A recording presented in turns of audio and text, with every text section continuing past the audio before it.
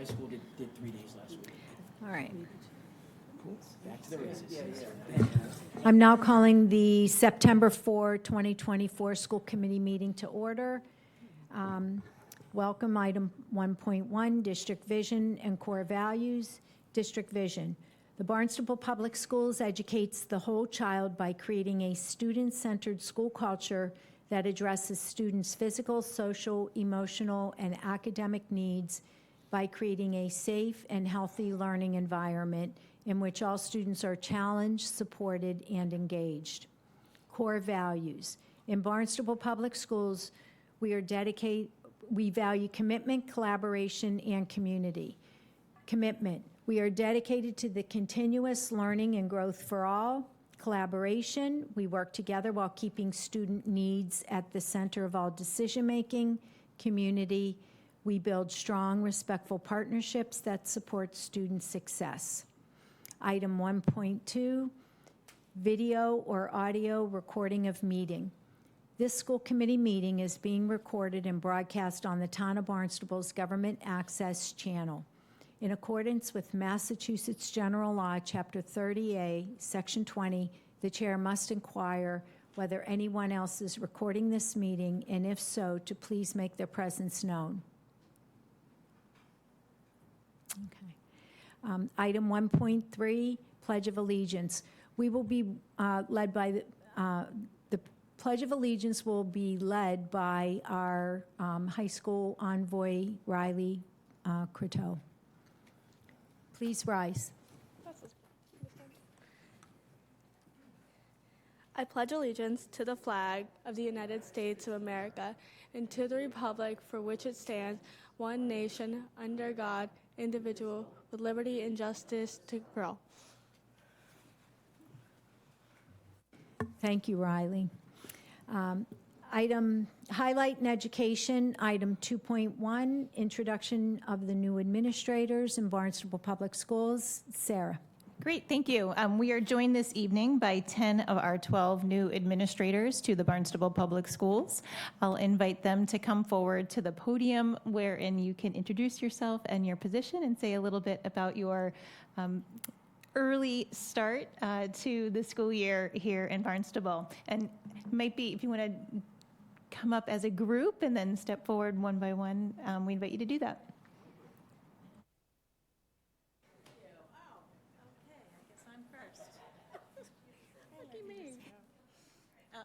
Light, it's on? Okay.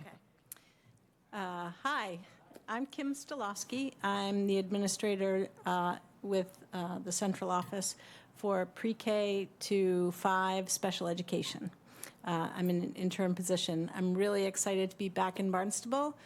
I left 15 years ago to pursue administration, and now I'm back, and I'm very excited to be back. I've had a great start. I started July 1st. Everyone's been super supportive and helpful. I do want to give a shout out to all the Town of Barnstable departments that helped me move extended school year services from Barnstable United to 3 different locations, because everyone was so incredibly helpful, even though it was my first week of work and I didn't know anyone. And they were all friendly and helpful, so that's me. It's good to meet you all. Welcome. Thank you. Hi, my name is Kristen Mendel. I'm the interim principal at BCIS. I started August 6th, and I'm going to mirror her thank yous. We have the portables up and running. We had a little snafu with the furniture, but everybody was amazing. In fact, I love WB Mason at the moment because they custom made us chairs and delivered direct from the factory to get before school started.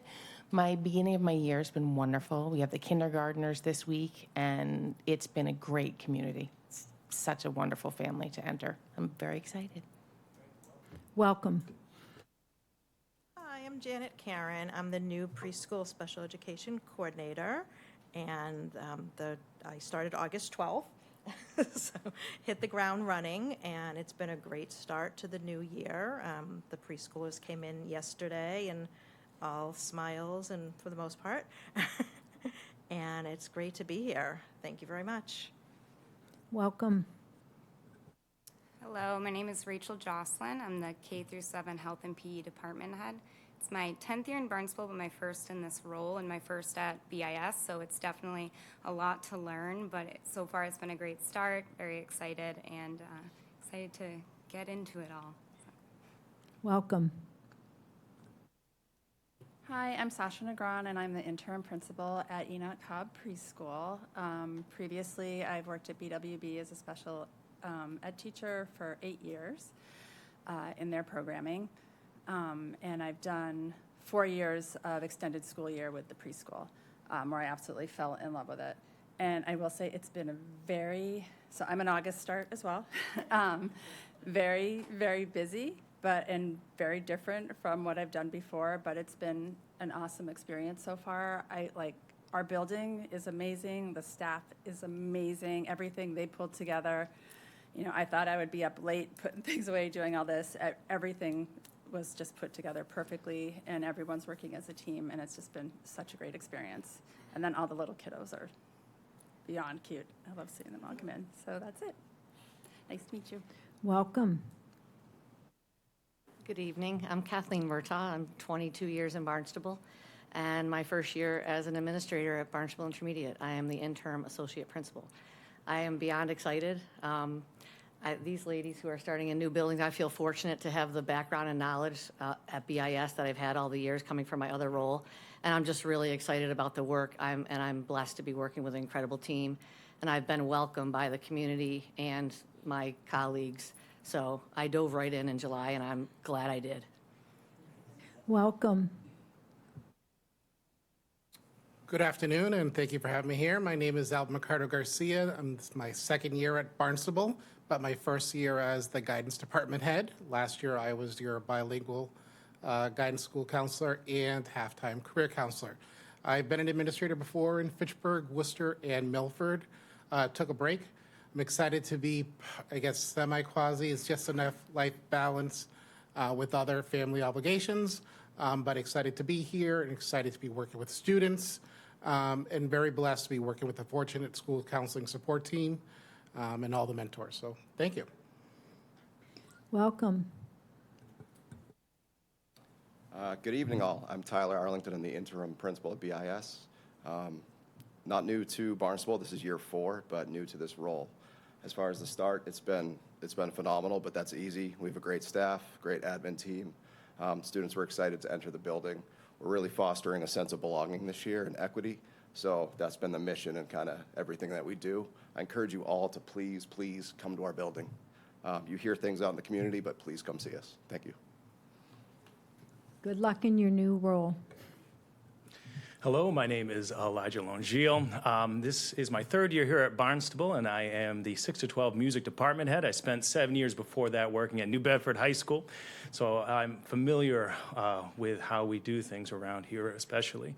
If we're really going to believe and understand that art is the catalyst for social change and the wonderful opportunity that that really means, I want to truly say thank you for what you've been able to support, even in my first year, by supporting Cape Cod's first inclusive orchestra for all abilities. We have all abilities supported, encouraged, and pushed to learn critically here at Barnstable, and that's the first time it's happened on Cape Cod, so thank you.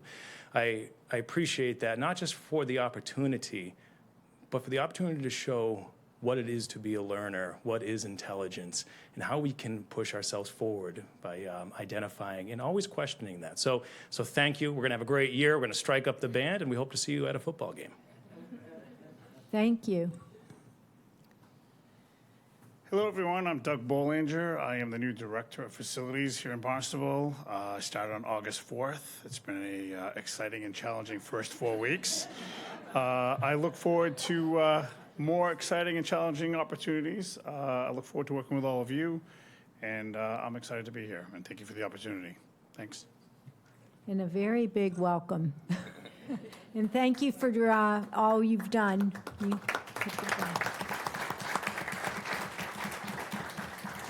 If I can just jump in and thank everybody for coming.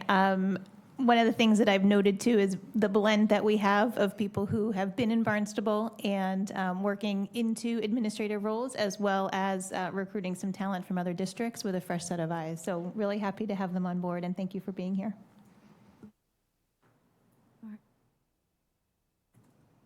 Routine business, item 3.1, student envoy report. Riley? Hi, thank you for having me back. Paloma can't make it today, so it's just me. So Barnstable High School, as you all know, got the new principal, Mr. Canetta. He's been really active around the hallways and really making himself a friendly face to all students, which is really nice to see already.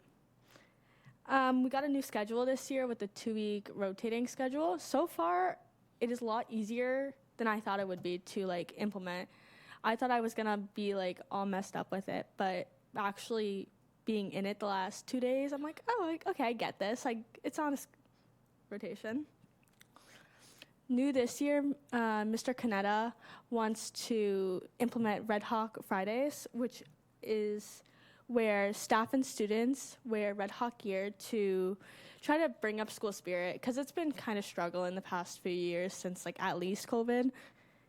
And so yeah, I'm excited to see if this helps, and hopefully it does. Sports are starting, fall sports. First games are usually this week. And our first home football game is next Friday. And then homecoming game is September 20th, with homecoming being September 21st. I've heard that planning's been doing great on that, and that the theme is red carpet. And then, yeah, thank you again for having me back. Okay, thank you. Are there any school committee questions? Okay, comments. Thanks, Riley.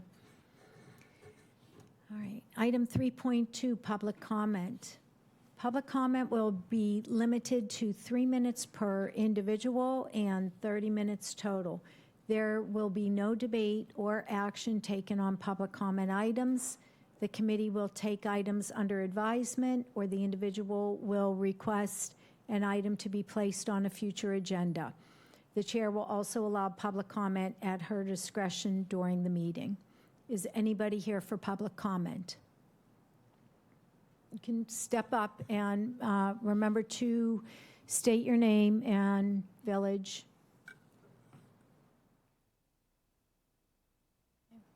Hi, my name is Erin Peterson. I'm from Katuitt.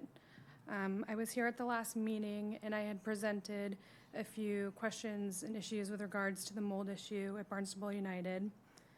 Thank you, Dr. Ahern, for sharing the hygienist report as requested, as well as the attempt at communicating updates with the public.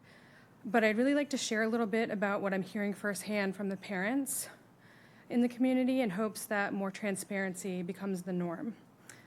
You mentioned in your email that a glance guide from the EPA was utilized in the cleanup efforts. Unfortunately, the EPA at a glance guide is really basic, and I feel like it serves more as a bullet point list for preventative maintenance, which is valuable. However, in the case of what is obviously a long-term problem, it seems as if a better solution would be focusing on more thorough remediation. If you refer to the more thorough EPA document for mold remediation in schools and commercial buildings, it's pretty clear that effective treatment would take much longer, essentially creating a logistical and monetary nightmare for the school, which is perhaps why the DPH doesn't recommend it. The comprehensive containment recommendations alone to prevent spore spread during tile removal would require a complete overhaul. Certain things like, were the containment areas kept under negative pressure? Was polyethylene sheeting used for each area upon tile removal? And this and other specific details about methods used would be appreciated for a lot of the parents. The decision to not do further testing is not going to fly with the community. It's interesting that the reason stated is that a standard hasn't been established is a little dismissive, as there are a plethora of scholastic resources available to find those levels from different scientists. One of the counts outside of room 210, 212 is listed in the hygienist report as 3,326 count per cubic meter, which is above the recommended action level for contamination. Anything above 1,000 can create dangerous respiratory issues. The limited scope of testing could have a detrimental effect on people in the building, as the colony amounts could be beyond what's currently known. Furthermore, many parents are kind of put off that the opportunity for them to visit the building was taken away with the cancellation of the ice cream social. Some are perceiving this as a strategic move to hide the conditions from parents. Please be aware that this isn't just going to go away. I feel like it would be in everyone's best interest if this was taken more seriously. It's no small feat, but I'd like to have faith that the powers that be will do the right thing to protect our children, the hardworking educators and staff. And ongoing testing, I don't think is too much to ask. That's all I have. Thank you.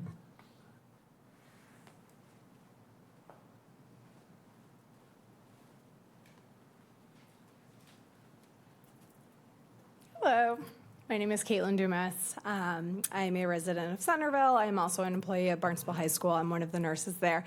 And I just wanted to say the reason I came is I saw the agenda and the cell phone item later on in the evening, and that kind of perked my interest. My director let me know that it was on the agenda. If you've talked to me in the halls of Barnstable High School, I am very concerned, not only as a staff member there, but as a mother of 2 young children myself, about just what cell phones have done, I'm not going to say to cause, but to contribute to the mental health crisis that we are all a part of and witnessing.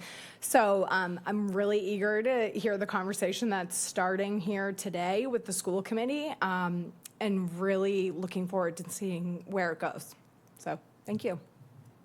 Thank you.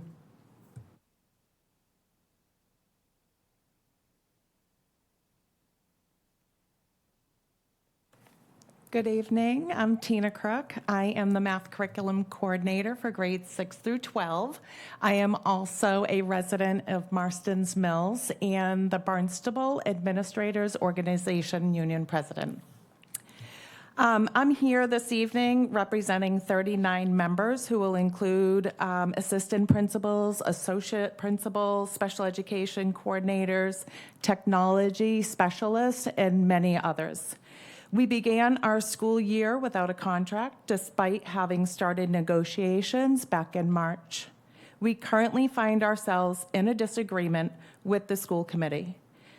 We believe this disagreement could be resolved by providing a costing analysis similar to what BAO submitted at our most recent negotiation on August 28th.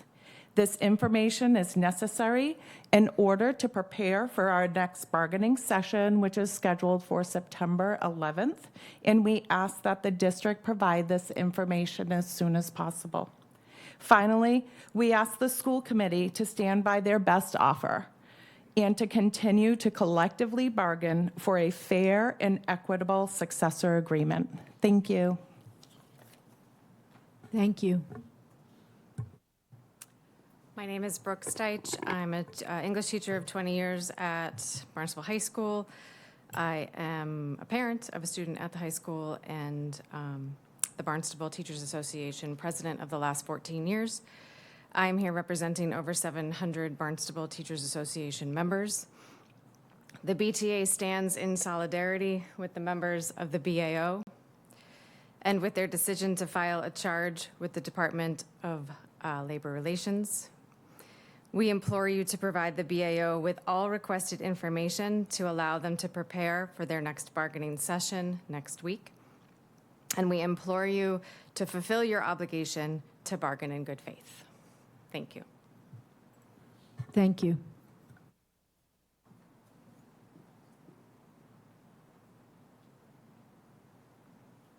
Is anybody else here for public comment? All right, seeing nobody, public comment is now closed. Item 3.3, school committee comments and subcommittee liaison reports. Jen? Okay, Peter? Yeah, I'll comment on cell phones later in the, a few thoughts. And can we just get, maybe Sarah, you're addressing this in your comments, any update on the mold issue over at BUES, and whether any ongoing testing is going to happen. That's all.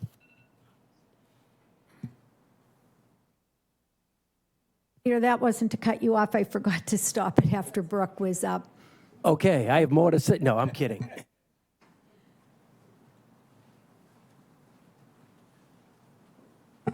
Set? Oh, yes, for me, to begin with, this is our first meeting now that the school year has begun in earnest. And so I just wanted to wish the students, teachers, and the families a great school year as we begin having the first couple days. And the enthusiasm that I saw from the students and the faculty getting back in the swing of things. It's exciting, and I just want to welcome everyone back, and we're going to have a good school year across a number of different indicators. I will say I'm going to wait until the time to talk about BUES, but this event that was canceled. I'm expecting to hear more about the ice cream social and then the testing that's going on there. And I'll just leave it at that. And welcome back, everybody. And it's going to be a successful year. Mike? Very simple. Just welcome back, everybody. Kind of echoing what Peter and Andre said. Welcome back for another school year. That's it. I just have 2 items. I had the pleasure of attending Convocation and sneaked through the doorway in the midst of all the educators and staff, and the energy was unbelievable. I believe I commented to a couple people that I saw. It was great walking in there and just feeling it, and I'm sure they brought that same energy back to their classrooms. I also did a walkthrough last Friday. I took a couple of hours and walked through all of BUES, stopped in all of the classrooms, had quick conversations with each person that I ran into. Some of them, the classrooms had been empty when I passed through, and I was not able to see everybody. But again, I listened to their concerns and took some notes, and then debriefed with the superintendent later that evening. And we're all doing our best to make sure that the situation is remedied. The other thing that I noted and passed on, despite all the challenges, it was very remarkable. Again, the energy level and how excited all those educators were about seeing the students. And the only thing I could think of is the teaching is truly a profession for these people. It's not a job, and that's recognized. And it just, you would have, when I talked and saw people after they gave me their concerns, it was like a switch flipped. And so it was very rewarding to see that side despite the late start. And that's it. So we'll move on to item 3.4, Superintendent's Report. Point of order. Kathy, I had a few slides. Oh, I'm sorry. Go ahead. Just a few. As we met only a fortnight ago, but there are a couple things to report as Barnstable. It's a large, it's a diverse, and it's a dynamic district. And so even though it's only been 2 weeks, I just wanted to update the community. This is the first day of school. Again, the enthusiasm. I saw a number of pictures of friends, on social media. And so the students are glad to be back knocking off those first couple days so that they, again, do not have to, we don't have to have those days in June. And then I just wanted to update the community. I'm a history person. I have a history background, but at the same time, a little bit of chagrin. It has been 25 years, not just since that I've graduated from Barnstable High School, but since the Red Raiders won the state championship, our football state championship in 1999, if you can believe that. And so for the second home game, that'll be September 13th. The 1999 state championship football team will be returning to Barnstable. There's going to be at the beginning of the game, they're going to be recognized and be able to walk out on the field, and the coach and some of the team members will have brief remarks. But if anybody's interested, it has been a quarter century, but the Red Raiders, 1999 state champions, will be recognized on September 13th. Okay, thank you, Andre. Item 3.4, Superintendent's Report. Thank you. So I want to start off by talking in general about our opening of school from the beginning of last week, where we welcomed people back with convocation. As we've done, we welcomed faculty and staff all together. And it's a really wonderful opportunity, and one of the only opportunities we have to get together as an entire district. And the call goes out. It's not just teachers and paras and AAs. We have school administration building, faculty and staff joining us, facilities department, custodians. Everybody comes and joins for the kickoff. Starts with an optional breakfast, and this year we had just over an hour of remarks. I want to thank Martina, Trinice, and Keely, who are 3 seniors from Barnstable High School, who led the ceremonies by singing the national anthem.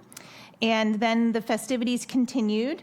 Elijah has left, but under his direction as the new music department head and at Jason Canetta's request, the pep band played the first ever playing of the BHS Red Hawk fight song to get the crowd going for the start of the year.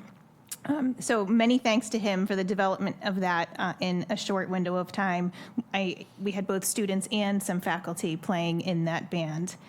Students will be invited. It was music only, instruments only. Students will be invited to develop the lyrics to it this fall. I shared a few personal remarks and then presented this year's high-level overview of initiatives that align to the draft district improvement plan, which you'll hear more about tonight. A huge emphasis among all the speakers has been around treating each other with dignity and being kind, breaking down barriers when it often feels like an us versus them. Speakers also remarked on the value and impact that educators have on young people. Mr. Ells, the town manager, shared his remarks. Kathy Bent, as the school committee chairperson, also relayed remarks and appreciation of our educators. Brooke Steich, as BTA president, spoke as well. She's always creative and talented with language and shared remarks about education as related to the interesting 2 years we've experienced with hydrangea blossoms. I used convocation also as a time to introduce our community mentor program to a bigger audience in the district, as we are actively seeking ways to expand their influence across additional school buildings. 4 of our community members attended convocation, emphasizing our work together across all manners of roles and helping to situate our schools within the context of the greater community. Convocation concluded with remarks, uplifting remarks from community mentor Will Ford, who works as a youth diversion coordinator, is a former school administrator, and a successful football player. He shared personal remarks about how educators have played an important role in his life, and as a former football player and athlete, he appealed to our faculty and staff to, quote, make the play when the opportunity arises, as Jerry Rice once advised him to do. From there, educators met within their departments, and faculty and staff later met for full faculty meetings with their principals in their buildings, and we also allocate time for staff to complete the mandated trainings that occur at the beginning of the school year. Most of our schools open their doors to students on Wednesday, August 28th, but as you know, BUE and our kindergartners and preschoolers started on Tuesday the 3rd.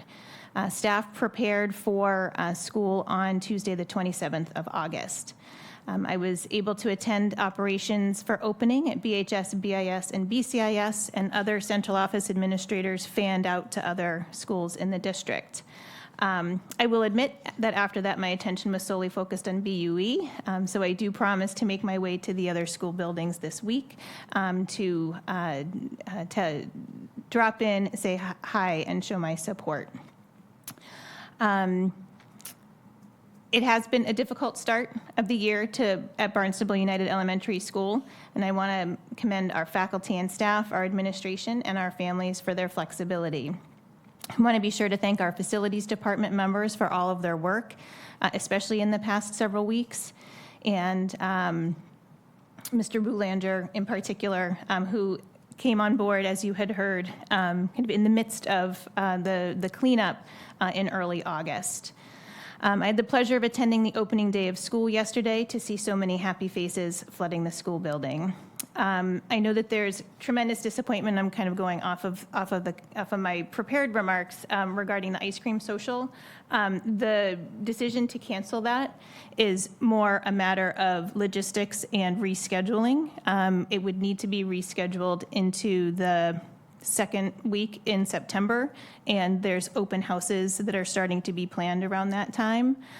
It is not in any way our intention, and I regret that the perception is that it's in some way hiding the building. Mr. Wojciechowski has been inviting individual families to come into the building and to tour the school and to talk about the work that was done in an effort to ease concerns.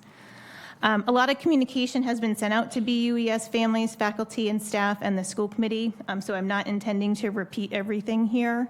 I have provided a thorough update to the town manager to include in his town manager's report. I've been keeping him in the loop regularly as we meet, but this will intentionally go to town council tomorrow night more formally.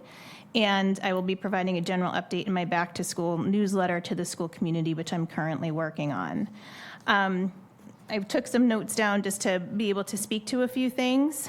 I understand and feel terrible about the situation that we're in, particularly as it relates to, I think, some pretty confusing standards and information coming from different agencies and different departments.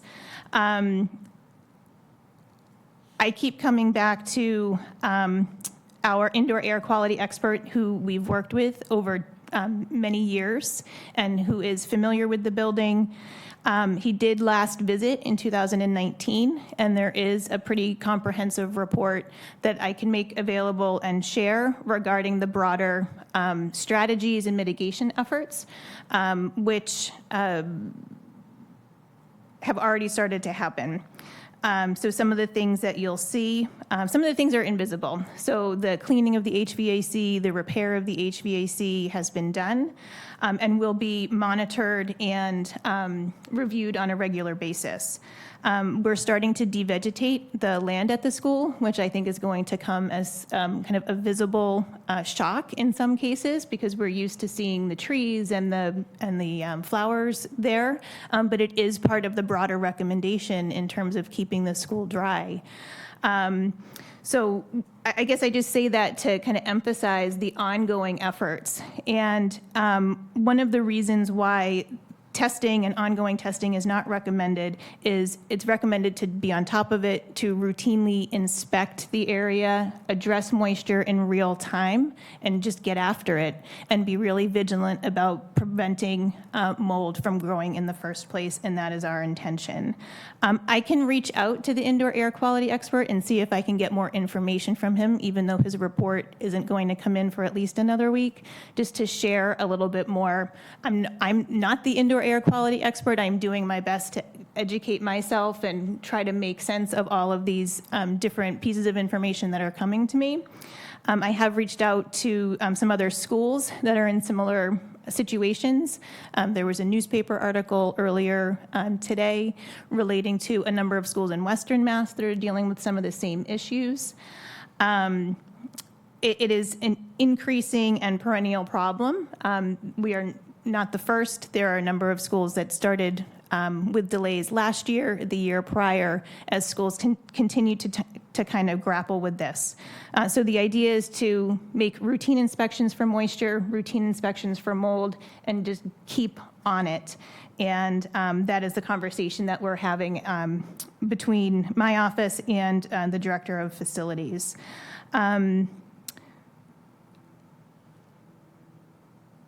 We certainly can get, we have some information from Service Master, bulleted list about the work that they did to remediate, and I think it's very comprehensive, more comprehensive than what I have shared. Again, simply, I didn't do the work and I'm not the indoor air quality remediation expert, but we can ask them to elaborate on those bullet points, and we can also prepare that for the community. We really do want to maintain and keep the trust that we have with our faculty and staff and our families. That's my update and what I feel I can offer at this time based on all of the input that we're getting from folks. But please keep the lines of communication open. Please be in touch with your school administration. Please be in touch with my office so that we can problem solve together. I have a couple other things tonight. I want to congratulate Barnstable High School. A note went out earlier to families, and this was shared with our high school faculty and staff at their meeting this afternoon. Having received notice of continuing accreditation through the New England Association of Schools and Colleges. A tremendous amount of work went into the accreditation process last year through the hard work of steering committees, the faculty and staff, and the administration. The NEASC provides a summary letter which identified many, many strengths of the school, as well as some key priority areas for focus. And some of these areas will come up later this evening as part of the district improvement plan and later as school improvement goals. So that contextualizes some of what you'll hear a little bit later. And I'll conclude my remarks there. All right. Jen, do you have anything? No, thank you, though. Peter?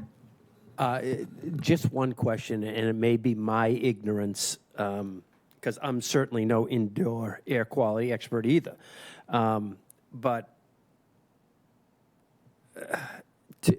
So we have no plans to do another test, say, in November or something like that about the air quality?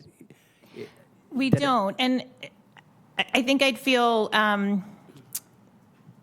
most confident if the indoor air quality expert from the Department of Public Health could explain this to you directly, and I will try to get some information from him. He's super busy visiting other sites. But mold spores and the measurement of them fluctuate due to naturally occurring fluctuations that exist in the environment on a day-to-day basis, depending upon the humidity, the temperature, and so they can be really hard to interpret, and there's no standard applicable to schools that is an indication of safe or not safe. And so the recommendation is not to do continued testing and is to be super vigilant, do routine inspections, and if you are worried about something, just take action. Just move on it. Andre? Yes, so for me,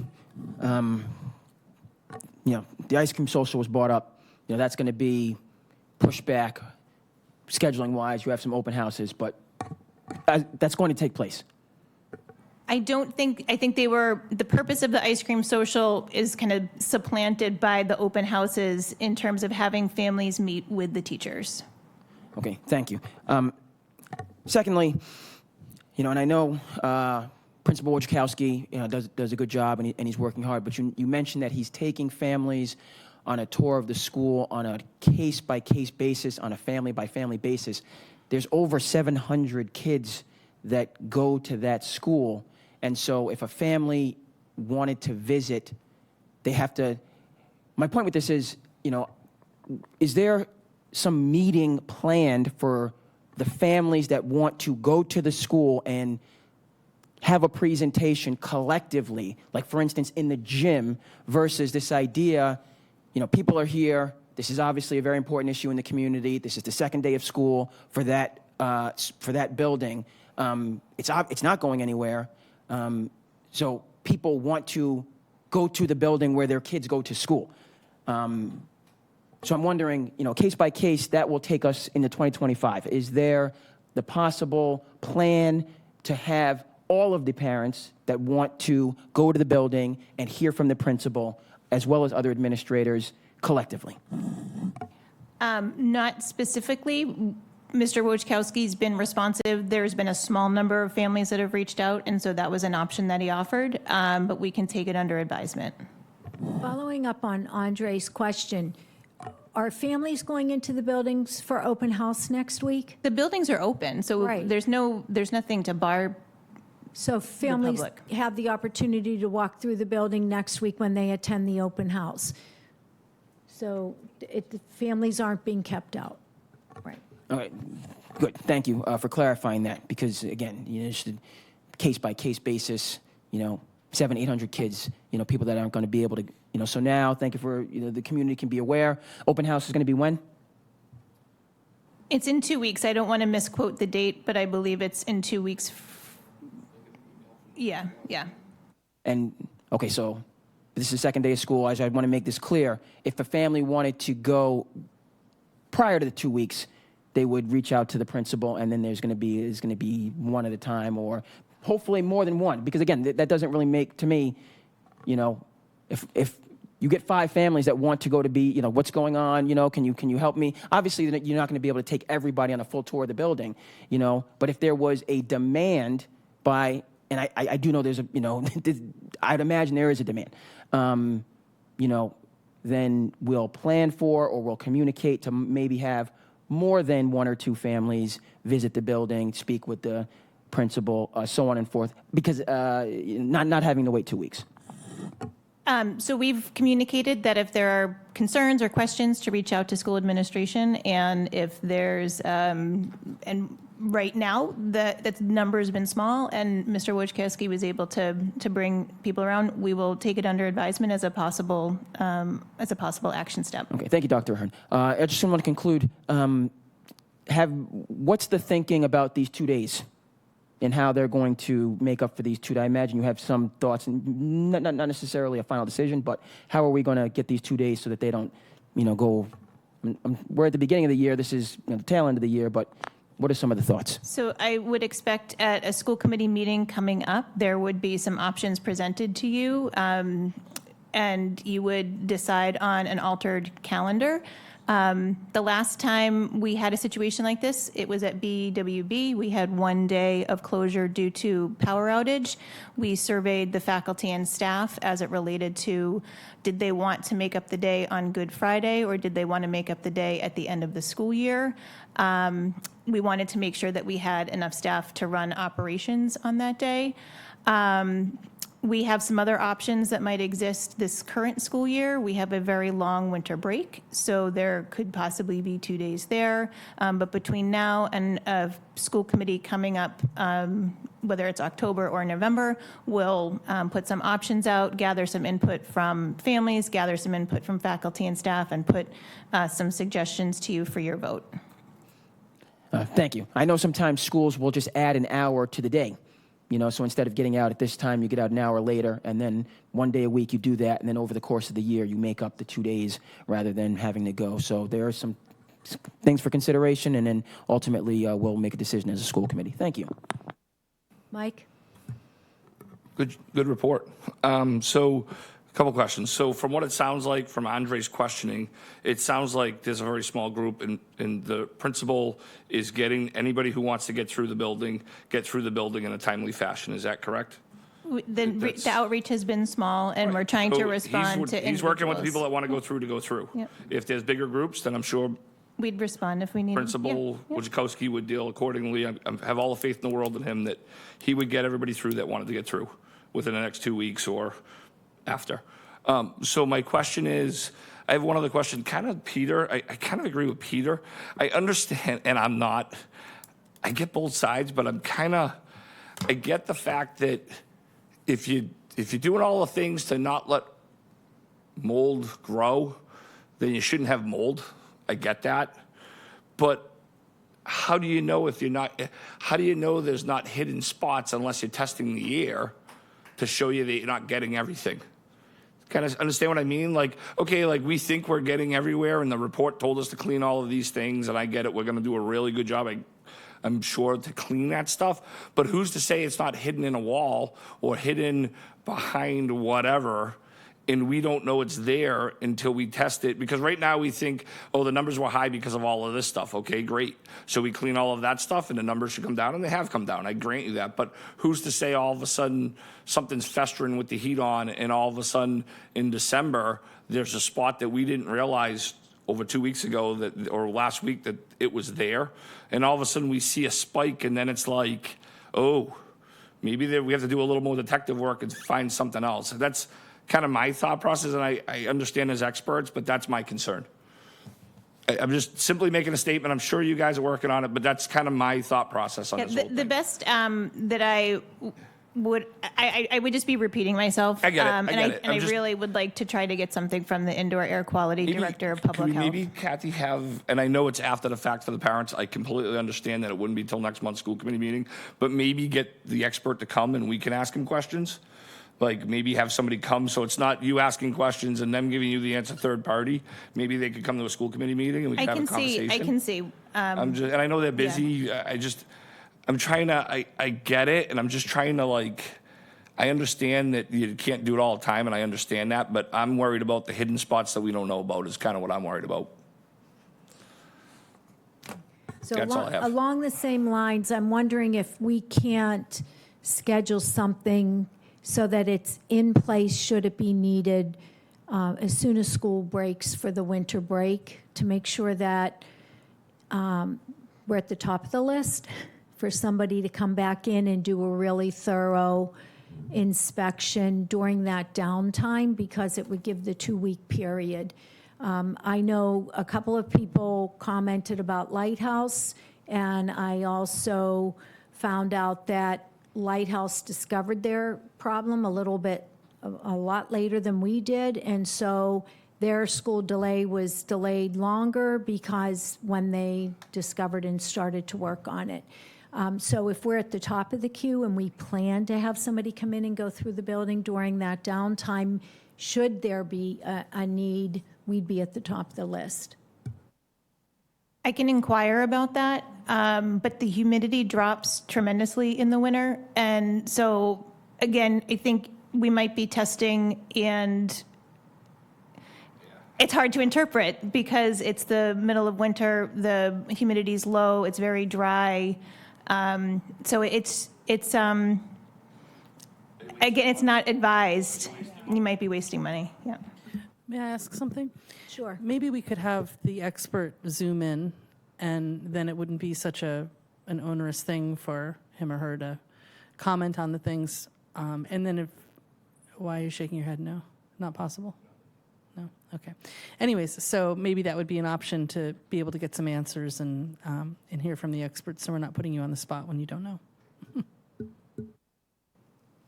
So there's a regulation about the Zooming. I don't think we have Zooming capabilities in here, correct? We were told that only town council can do the Zoom and live meetings, that we weren't allowed to. Oh, that's interesting. That is interesting.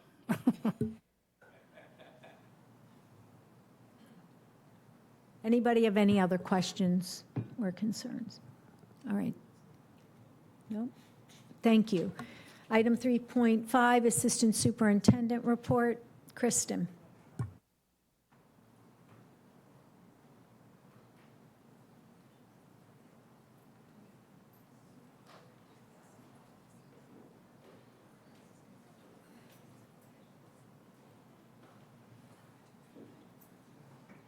So earlier you had a chance to meet our new administrators. And so I would like to introduce you to our new educators through this slide presentation. It's a slightly larger group. So we welcomed 30-plus educators to Barnstable. We had 3 days of orientation, the 16th, 22nd, and 23rd. And just wanted to share some highlights of our activities. The first day was a full-on technology day. So it was distribution of the devices, and then we had breakout groups introduce all new staff to our numerous technology platforms. It is always a slightly overwhelming day, which is the feedback we get, but I've also asked the group, like, how else could we do this? And they're just really appreciative that they get their devices early on and that they do have the opportunity to kind of dig in to the various platforms, knowing that there'll be a lot more time over the course of, the next year to really be digging into that work. On the 22nd, which was a Thursday, we focused on our district programs. We had presentations from special ed, ESL, social emotional learning. We also had our director, our department leads, curriculum coordinators, department heads. We offered breakout groups so that everyone could have some time with their new staff. And that afternoon, we had an optional bus tour of Barnstable. And then on the 23rd, on the Friday, it was our final presentation around DEI and inclusive practices, followed by lunch with principals. And then we broke for the day, and all staff returned to their home schools and had school-based orientations. So we packed a lot into the 3 days, but really wanted to make sure that we gave our new staff a good sense of who we are, both in terms of who our students are, who our leaders are, who our resources are. And I do feel that people left with a good sense of that, and a lot of excitement, but maybe a little bit of overwhelmingness. However, a few pictures. So this was our group that we did our bus tour. We did decide to make it optional for a couple reasons. We had a number of new staff who went to Barnstable. So while they were more than welcome to join, I certainly didn't want to require that everyone attended the bus. We had a wonderful driver, and I was the tour guide. But we did have a lot of fun. It was about an hour. We took a tour through by all of our school buildings, and we took a scenic route to really give the staff a sense of, who our students are and where they live across our 66 square miles of the district. I always ask for, at the end, a 6-word story from the group, and that is simply 6 words that describe either how they're feeling at that moment, how they're feeling about the weeks and year to come, or reflection on the 3 days. And so I'll give you a minute to read through those, and I'm happy to share these separately. As always, a very creative group.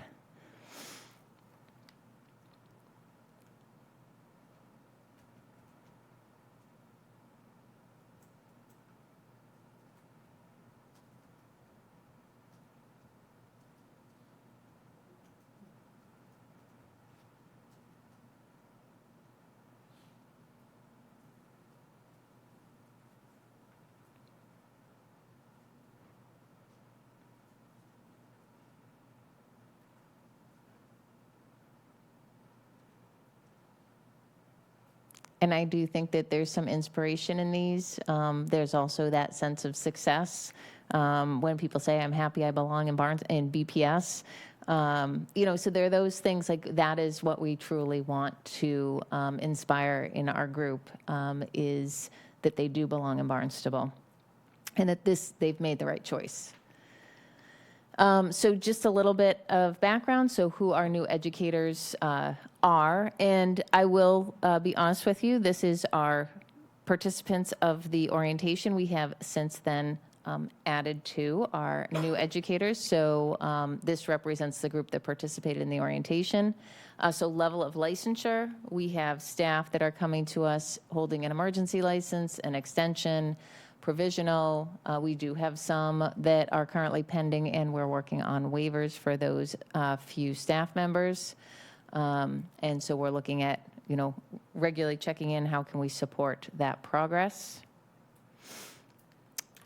Experience in education, and I asked this question to help identify mentor support. So we have staff that is their first year teaching, some that are multiple years in, and some that are very experienced.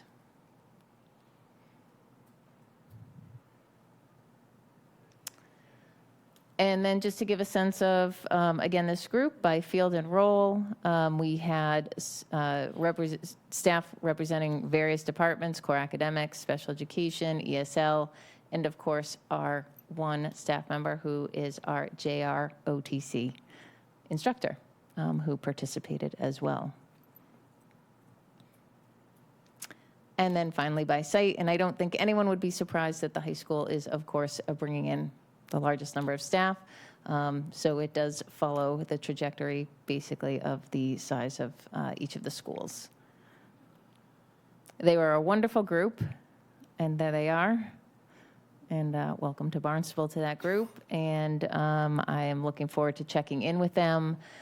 We will have quarterly meetings with our new staff. And then, as I did last year, my plan will be to have the mid-year check-ins to, again, find out what, as a district, we're doing right, what we can do better to support our educators and to really promote their longevity within the district. I do have one other item, but I'm happy to take questions on new educators before I go into a summary of our summer programming. Jen, Peter, Andre? Christian, that's a good report. First of all, I like the idea of taking the educators around in the bus to kind of see the district, particularly for those who are not from Barnstable. It's a great opportunity, even though they're not teaching at these schools, just to drive around and learn the town. I was glad to hear that we have a number of homegrown educators, Barnstable grads, that are entering the profession and that we're encouraging them. I saw that some had initial license, some had professional license, but a lot of these were emergency or provisional licenses. So these new educators are being supported. They're being encouraged to get involved. And again, this idea of growing your own, which I believe is part of our district improvement plan, recruiting and retaining a staff, a diverse staff. I'm glad we're applying some of those. And we have a number of homegrown educators in our district. That's great to see. Mike? And, my only comment, it looks like a great group, looks like they were happy. So, and I assume your program that you started last year, you'll have enough time to continue that voluntary program. I am concerned about the 1/3. 33% is a high number for emergency, which lends itself to the bigger problem of trying to find qualified staff for the district. And it's very difficult to get the teachers down here. I do hope they like it and take advantage of getting properly certified. Our goal would be 100% certified staff in their area in which they are working. So I look forward to seeing some growth there, I guess. And I'll just add, with respect to licensure, Linda Hallamore in the Human Resources Department and I have been working really closely together to really track, monitor, and identify how we can support staff in acquiring their licenses, whether it is, just the fact of we're checking in and have you scheduled your MTEL tests and really making sure that we have a plan in place. So I think we're getting a lot better at that and always supporting wherever we can. Kathy, can I actually ask Sure. a question? So the emergency, because I kind of was thinking that. So we've been doing this now since COVID, right? The whole emergency license thing. How, now we should have not necessarily hard data, but anecdotally even, how is it going as far as people that we hire for emergency? What is it, half of them or 3/4 of them or 10% of them that are going on to get their license? What would you guess? Do most of them go on to get their license, or is it kind of? Oh, absolutely. Yeah. So it's a way to work. It works. It's a bridge. Yeah. The Department of Ed has allowed this so that it represents a licensed educator under an emergency license, to the fact that DESE has allowed staff educators to extend their emergency license.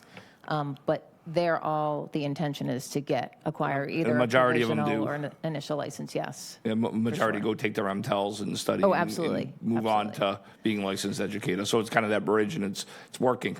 Yes. I guess is my point. And they have to, in order to apply for the extension, they actually have to be showing progress towards licensure, which would mean signing up for and taking an MTEL, at least one if they have multiple to take. So yes, the end goal is licensure. Cool. Thank you. If there are no other questions about that, I'll just give our summary on the Summer programming. As shared back in June, we had a number of summer opportunities available to students and wanted to provide you with a glimpse into some of the programs and sessions that students were able to participate in. And as you'll see, it was a very busy summer.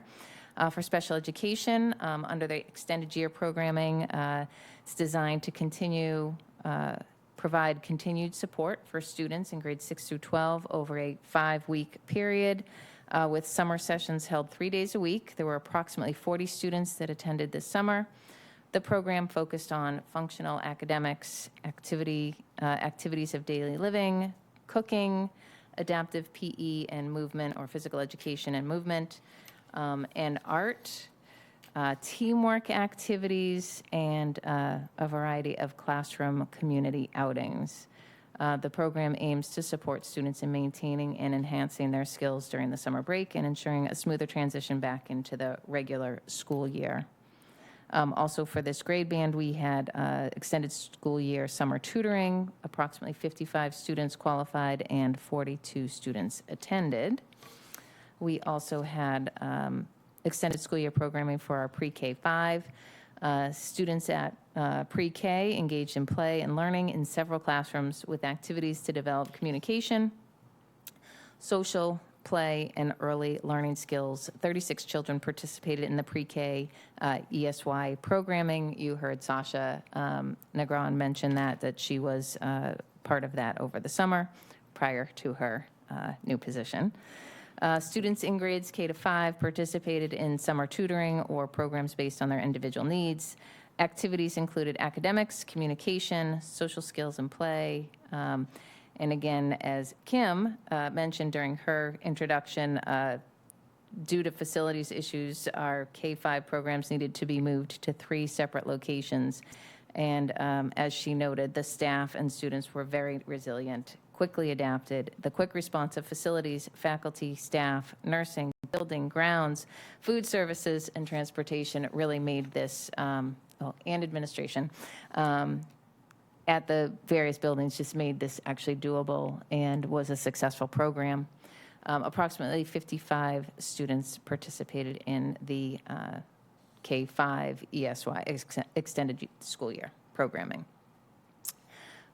We also had our acceleration academies. We are anticipating that this is our last academy that the Department of Elementary and Secondary Education will be supporting through their funding as our ESSER funds expire at the end of September. That said, with all of the successes that we've seen, we are looking at ways in which we can continue to offer this to students in some form next summer. More to come on that. But just we had our grade 6-7 Acceleration Academy. The quote I had is, "It was a blast." A total of 40 students participated in this academy. Incoming 6th graders were excited to get a head start learning their new building. The 7th graders were excited to show them around. On the first day, they actually mixed the grade levels for a scavenger hunt and used the 7th graders as role models to set the stage for the rest of the week. They even had a few 6th grade students who apparently had enrolled that were planning to attend private schools, and since then, their plans changed and they are now at BIS due to their experience with the Math Academy. The grade 4-5 Math Acceleration Academy was relocated to BIS. And we had 50 students register. We did have a slight dip in the enrollment. I believe we had 45, part of that due to some of the transition.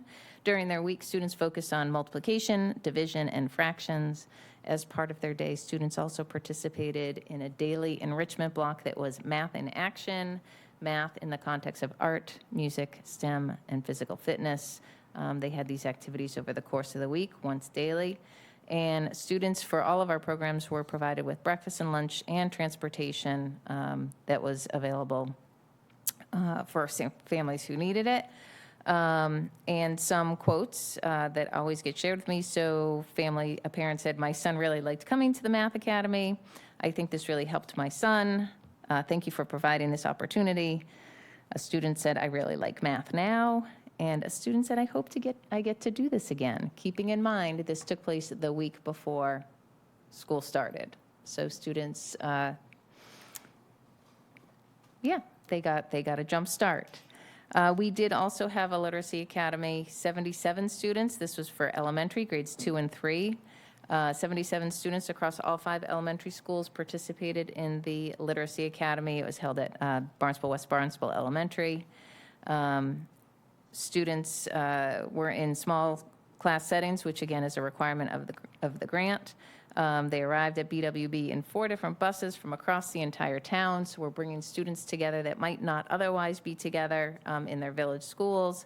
The focus for second graders was vocabulary, third grade was reading fluency and comprehension. And students did literacy activities throughout the day, again, lunch, recess, and a special each day. Students showed up ready to learn, happy to be back, and saw some friends from their home school and enjoyed making new friends as well. Parents were thankful for such a great opportunity, and many said that it helped their child ease back into the school year. And one third grader said, "When my mom told me I was coming to school a week early, I was a little sad, but now I love it, and I can't wait to come back tomorrow." And I think the teachers were saying the same thing too, because they really do enjoy that.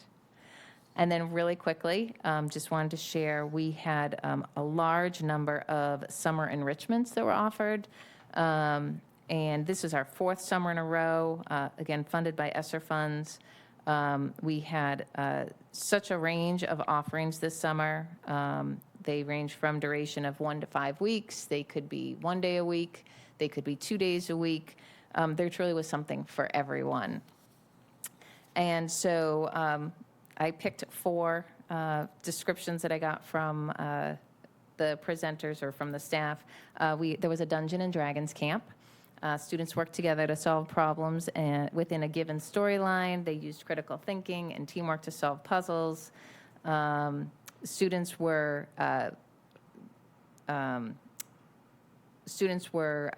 drawn right into the activities and really focused on some citizenship across the group. And they had a great time solving their mystery called A Light in the Dark, which was about a lighthouse that was rumored to be haunted. Knockout English was an opportunity to engage BIS English language learners in a high-interest activity and leverage that for language development. This ran over 4 weeks. There were 5 students learned the skills of boxing and fitness, while also engaging in language skills. And so they saw an increase in confidence and conversation amongst the participants.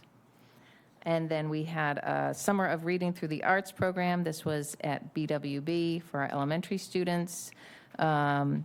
This ran for 5 weeks. There were 27 students that attended this enrichment.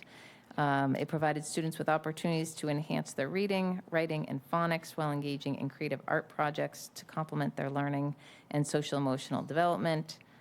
Students also enjoyed ample opportunities of outdoor learning experiences, experimented with new art mediums, and showcased their incredible artwork at the end of Summer Art Show. And last but not least, thank you for sticking with me, that we had Making a Splash with Summer Reading. This was a shorter one, 2 days, 9 to 3, full day sessions. And again, making those connections between reading and art, and exploring themes. They read about the Summer Olympics, connecting that with the district's summer reading theme. Students met with the teacher in small groups. They were provided opportunities to write in journals and using a choice board of creative prompts. And there was time for outdoor movement on the playground, picnic lunch, and students had a complimentary book choice to kick off their summer reading experience. So there really was just a wide range, definitely a stronger literacy focus in line with the district priorities, but there were many opportunities for this summer, and our students did take advantage of it. It was great. Thank you. Thank you. Any questions or comments? Peter, Andre? Yeah, Kristen, thank you for that report. A number of things, number of opportunities, and that's one of the things that's great. I didn't necessarily see a lot of those things. I know the district does a good job with the social media, but it'd been good to see. And I know that I have another summer, and then going into my next run to be here on the school committee. But my point is, I do plan on getting out, because I didn't know a lot of this stuff was going on. We're obviously busy in the summer, and so a number of these things going on, I would like to attend and participate. Just, first of all, to see the great things that are going on in the town, but you noted that a number of students were thinking about leaving the district. Some of our proficient students were thinking about leaving the district. And through participation in some of these math academies, we also have the Literacy Academy, they saw the plethora of pathways that we have here in Barnstable, not just at the high school, but through the intermediate and the elementary levels, and they decided to stay in Barnstable. That's good to hear. And I expect to be, I'm encouraged by it, and I'm looking to hear more of that. People deciding to keep their talents here in Barnstable because of the pathways, the opportunities, and the resources that we are utilizing.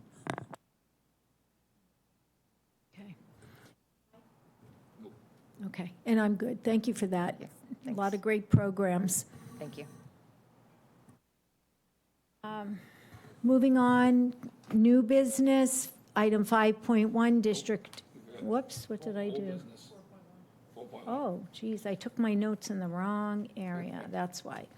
Okay, old business, item 4.1, revised policy GBA, equal employment opportunity. This is second read. Peter, did you get any questions or feedback? I did not. And I did not. Sarah? No. So this language was just bringing the policy, adding some protective classes as mandated by the federal changes. Move to revise policy GBA, equal employment opportunity as presented in tonight's materials. I'll second. Having a motion made and seconded, all in favor? Aye. Motion carries unanimously. Item 4.2, revised policy GBA-1, affirmative action plan, and this again is just second read, bringing the policy in line with the federal changes. Peter, did you get any feedback? I did not. I did not. Sarah? All right, Mike? Move to revise policy GBA-1, affirmative action plan as presented in tonight's material. Second. Having a motion made and seconded, all in favor? Aye. Motion carries unanimously. Now, new business. Item 5.1, district improvement plan. Sarah? Great, thank you. So Jen will bring up the slide deck for tonight, which is a continuation of last year's district improvement plan. After the entry plan, I set with you 4 big goal areas to be working on for multiple years. And it does feel a little bit awkward because a lot of the evidence to update you on our outcomes will come at the meeting probably in October related to my evaluation evidence. I will try to give you some snippets tonight, but I don't want to be redundant with that presentation. But much of this is a continuation of what we have already begun. I'll skip the vision and core values, but I do think it's important to center ourselves around them and come back to them. So I've included that in our presentation. And then I also ground our school improvement objectives and initiatives on our vision of a graduate. And these are some nice pictures from last year where we're seeking to develop inner explorers, knowledge seekers, adaptive thinkers, thoughtful communicators, and action takers across pre-K through 12 plus. We have 4 big ideas. The first strategic objective is around a culture of belonging, a safe and inclusive climate, and a shared vision of student success. The second objective relates to a rigorous curriculum and effective engaging instruction aligned with our vision of a graduate. Strategic objective 3 has been referenced already this evening in terms of talent development, recruitment, retention, and development of a skilled, engaged, and diverse workforce that's ready to meet contemporary student learning needs. And then the 4th big goal area is on facilities development, which I think is very appropriate, making sure that we have equitable school facilities to enable each student's development of the skills outlined in our vision. Each strategic objective, we examine data around our demographics and make sure that we are assessing our progress with respect to equity. So rather than having a separate equity plan, I think it's best embedded in the very ongoing work that we do. In terms of initiatives for this coming year, last year we gathered baseline data through something called the Youth Truth Survey. We surveyed families, we surveyed students in grades 4 through 12, and we surveyed faculty and staff. The survey data is an enormous data set, and in my summative and formative conversations that I had with principals as part of their evaluation process, they reflected to me how valuable it was. They've shared it with their school communities and would like to continue to use this method. And so they will be setting school improvement goals. I think these are best set at the school level because there's different areas of strength and different areas to work on coming up in different places. And they'll be working on these and setting school improvement goals based on the Youth Truth Survey, and we will resurvey again in the late winter this coming year. And I should just pause and just make sure that I mention for those who are watching that the district improvement plan drives the school improvement plan, which drive the individual educators' goals. So there's not a lot of discrete outcomes listed here in terms of expected benchmarks and targets, in part because that manifests in literally hundreds of goals across the district, myself included. So these are big initiatives that then play out for individual and departments and teams throughout the district. We have been accepted into a district-level professional development opportunity called Equity in Action. It is a partnership with the Department of Elementary and Secondary Education and the Massachusetts Association of School Superintendents. As part of our application, I indicated an interest in collaborating with the community in terms of this project. They wanted a little bit more information because this is money from the state. This is coming at no cost to the district that has been kind of earmarked for education. But when I explained what our goals are in terms of coming together with the community, I think sometimes educators get together and sort of talk within their own little echo chamber or bubble. They were very welcoming of greater community involvement. So I'm currently putting that team together now. We will continue to reaffirm and communicate our practices in the area of addressing bullying, harassment, and discrimination. I think that continues to come forward as an area of focus. There's a particular new focus this year on Title IX and implementing the new Title IX regulations that came about August 1st. We will continue to embed the vision of a graduate into district practices and into our curriculum. In terms of creating a safe and inclusive climate and culture, there are a couple of outcomes coming from our negotiations last year with the BTA to create some joint labor management teams. And some of that has to do with being responsive to students who are dysregulated and how can we help support the children and help support each other, but also around, I think, just that collaboration and creating a culture where we're working together for student success.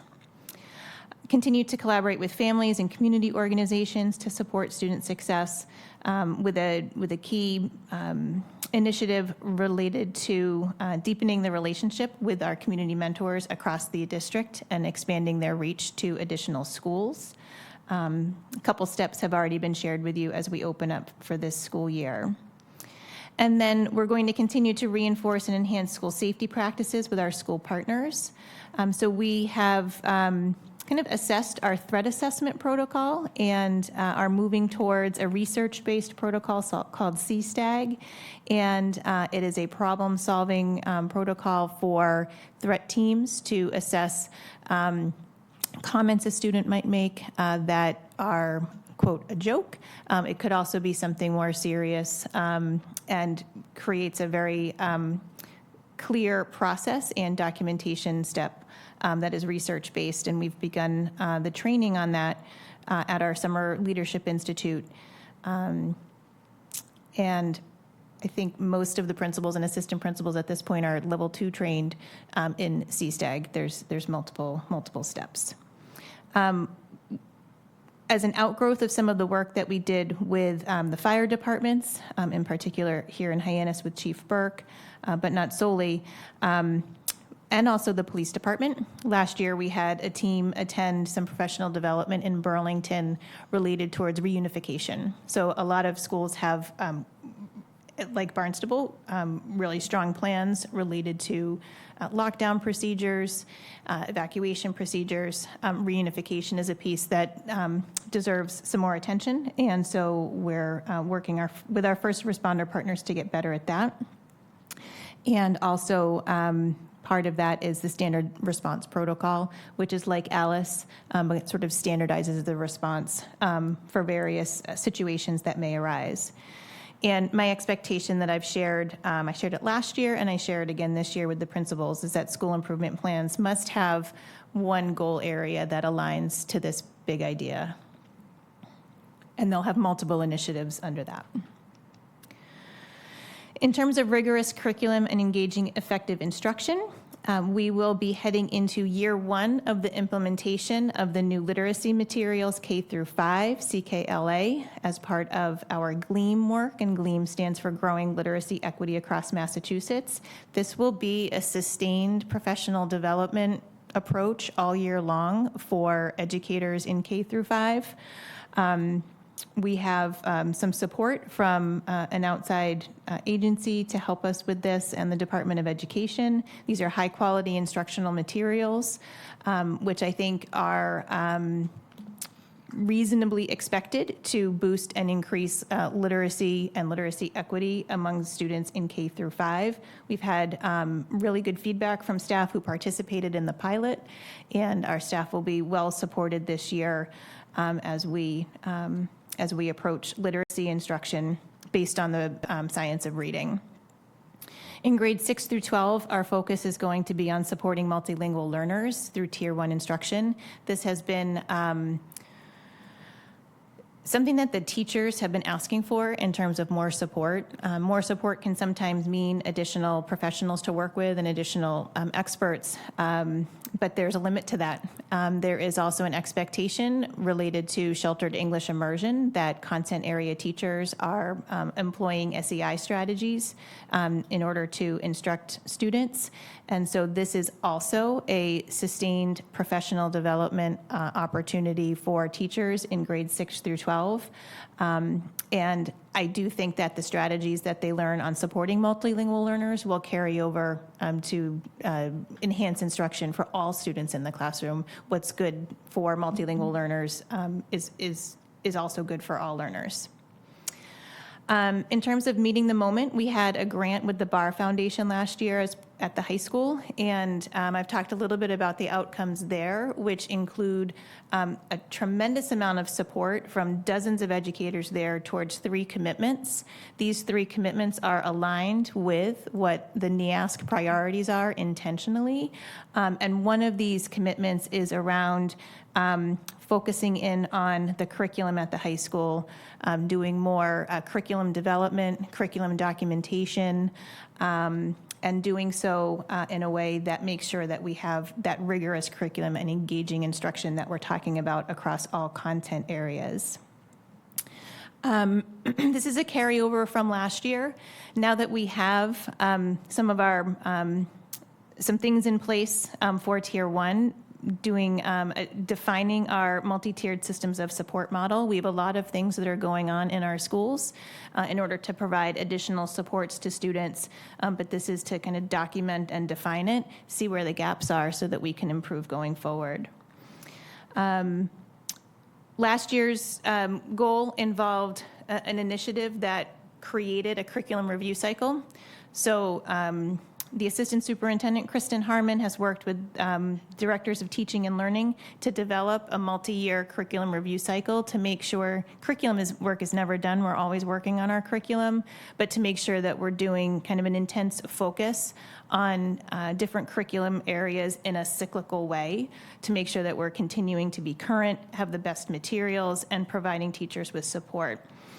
Last year, the main focus area was the K through 5 literacy. And in the coming year, it's 6 through 12 math and health and wellness, which they actually started last spring, and it's continuing forward in this year. And then in this spring, they will start a couple other subject areas while continuing implementation. So it's this ongoing cycle of curriculum review across content areas with the intention that there's kind of a big major area and then a specials type of area going at any one point in time. And I think we appreciate the budgetary resources that the school committee supported this with during the FY25 budget development process. We've had some very helpful and enlightening program reviews in recent years, and so there are action steps and recommendations coming from those that we will be implementing, particularly in the areas of special education and English language development. So we have some outcomes from the tiered focus monitoring that the Department of Education does in special education, civil rights, and ELL. We are still implementing recommendations from the preschool program review. Most of these reviews have recommendations that will last 3 to 5 years, so you can expect to see these on the horizon. Crossroads, which was last year, and then we just recently received our review related to ILCs and NEC, and so recommendations from there will be carried out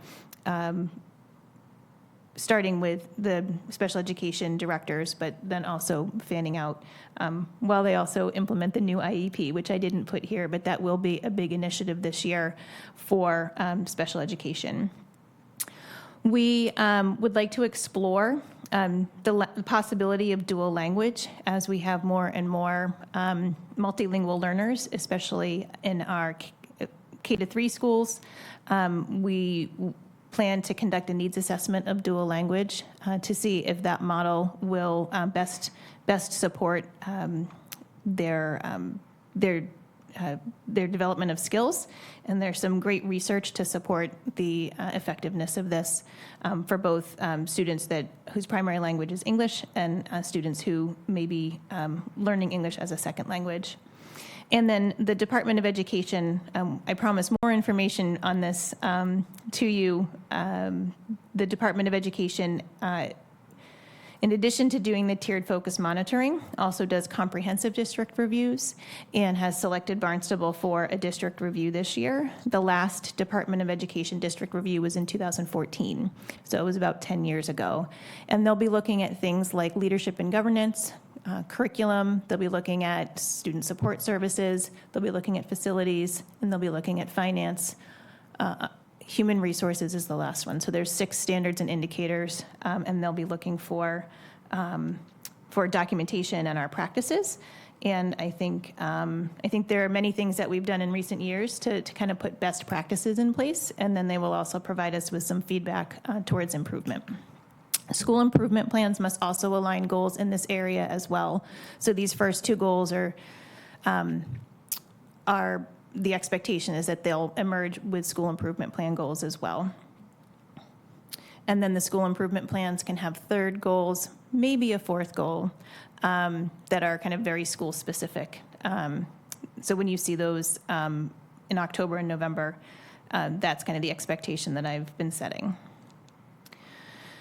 In terms of the 3rd goal and our workforce, we'll continue efforts on recruiting and retaining and developing a diverse workforce. We continue our partnership with the Massachusetts Partnership for Diversity in Education. A lot of that manifests in attendance and promotion of career fairs. I am connected with some local leaders who are interested in having a career fair here in the region, and we're actually meeting not next week, the week after, to kind of kick off some planning around having a more regional and local career fair. I think community engagement is huge, getting word of mouth out, and that's our number one biggest recruitment strategy, or most effective recruitment technique is word of mouth. So engaging our community and making opportunities bring awareness to more opportunities. And the equity in action professional development, I'm hoping to link also to our recruitment here. We will continue to develop career ladders to support the growth of new practitioners. Also, an outgrowth of negotiations with the BTA as a joint labor management group to look at ways in which we can provide support to admin assistants and paraprofessionals who might want to become licensed educators. So that I look forward to working with them on that. And then I'm really excited to see how many people are interested in leadership from within the district. And we will be providing support to our new district leaders in their growth. And then Kristen, too, will continue to monitor things like the mentored internships, which are ways in which people go from emergency licenses to full licensure. So there's a lot going on in this area to support new practitioners. And I think the last piece that I've been getting a little bit more vocal with is communicating where the biggest opportunities are. And that is speech and language, school psychologists, counselors, and really trying to communicate to young people who are interested in the field, our high schoolers, for example, where the greatest opportunities exist. And so I think doing more of that goes a long way. Last year we held our first, I'm getting into some outcomes, but last year we held our first signing day for teachers. So just like we have, in college, people will have a signing day or a commitment day for athletes who are going to play a sport.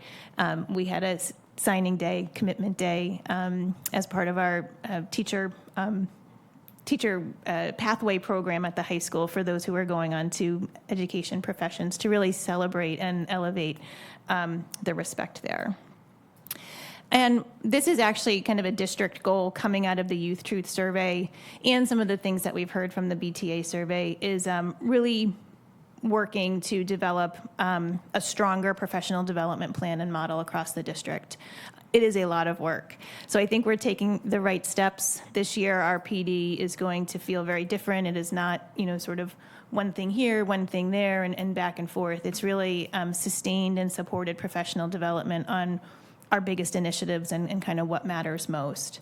But ultimately, building a multi-year professional development plan and continuing to expand offerings and the ways in which PD can be experienced, including running our own 4-credit programs, and just really diversifying what we provide to teachers. And we had a couple successful sessions at the end of June last year that were attended. So just really kind of continuing to expand what opportunities exist. In terms of facilities, I did not change these initiatives very much. I think these are big. I think they're long-term, and we're seeing some of the outcomes, for example, like your authorization to pursue additional portables, potentially, and explore that through the Nauset Public Schools. But I think we continue to need to work on our prioritization of capital improvement projects. You'll hear some updates tonight about those. Space mining for short-term facilities gains, and then being sure that we're attending to that longer-term facilities planning. And so this continues to be a big major area for us to tackle. And I think it's super, super important. So happy to take any questions or comments that you have. Jen? Wow, that's a lot. I tend to be a little ambitious. Yeah, that's a lot. But they are multi-year. They're things that we're working on for a while. Yeah, I love the vision. It's fantastic, and I love that you're entertaining dual language learning. I think that could set us apart from all the other public schools on the Cape, and really bring more people to the district. Ultimately, I love the idea of the focused professional development and investing in the people that we already have, and creating a pipeline of future teachers like you did with the students. I think it's excellent, and thank you for how strategic it is. It's great. Facilities we need to talk more about, obviously. Okay, thanks. Peter? Excellent presentation, Sarah. There's certainly a lot going on in Barnstable here. And I know we've had this discussion before. I go back to your rigorous curriculum. Maybe it's me. Maybe it's my kind of thought or definition of this. But I think of rigorous, I think of strict and demanding or setting high expectations. And maybe I missed it. I might have, it was a long presentation.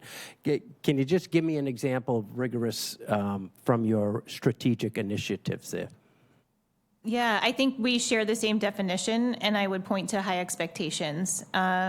We've had some feedback through the BAR grants at BIS and BHS. We've had some feedback around lifting expectations and increasing expectations. We've had conversations at the leadership team about that.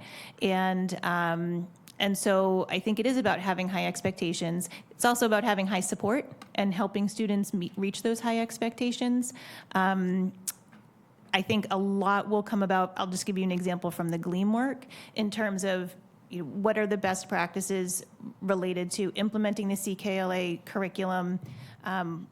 From an instructional standpoint, how can we, as administrators and evaluators, and I don't mean this in an evaluative way, I mean it in a supportive way, go in to classrooms, see teachers, and provide some structured feedback in order to help support the implementation of doing something new, and how do we hone our lens in on what the high expectations should look like and making sure that the content is grade level. So I think we share the same definition. And high expectations and high support so that we're supporting kids on grade level content. Okay, thank you. Andre? Yeah, Sarah, quite ambitious and data informed. So nice job with your presentation. I just want to take a look at two of the objectives. A culture of belonging, a safe and inclusive environment, and a shared vision for student success. Okay, so belonging, inclusive, and shared. You might have talked about this. So what are the evidence? What's the evidence that that's kind of taking place? Belonging, inclusive, and a shared vision of student success. You're going into year 3. Where are we seeing that kind of taking place? Sure. I can be sure to file this away, too, in terms of evidence to present to support my evaluation, and I'll go deeper. But just sort of off the top of my head, the Youth Truth Survey gets at people's feelings of belonging and people's feelings of inclusion. And so there's some perception data that comes from the Youth Truth Survey. And so having a baseline and then having the schools interpret that survey data and work with it to set some goals going forward, it's partly the culture in the building.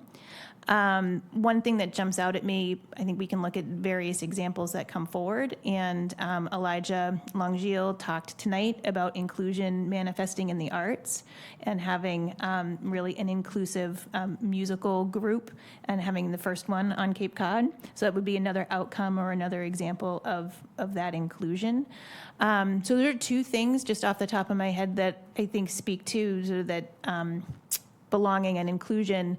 In terms of safe, the Youth Truth Survey also talks about safety and did some perceptions on students and staff's feeling of safety within the school building.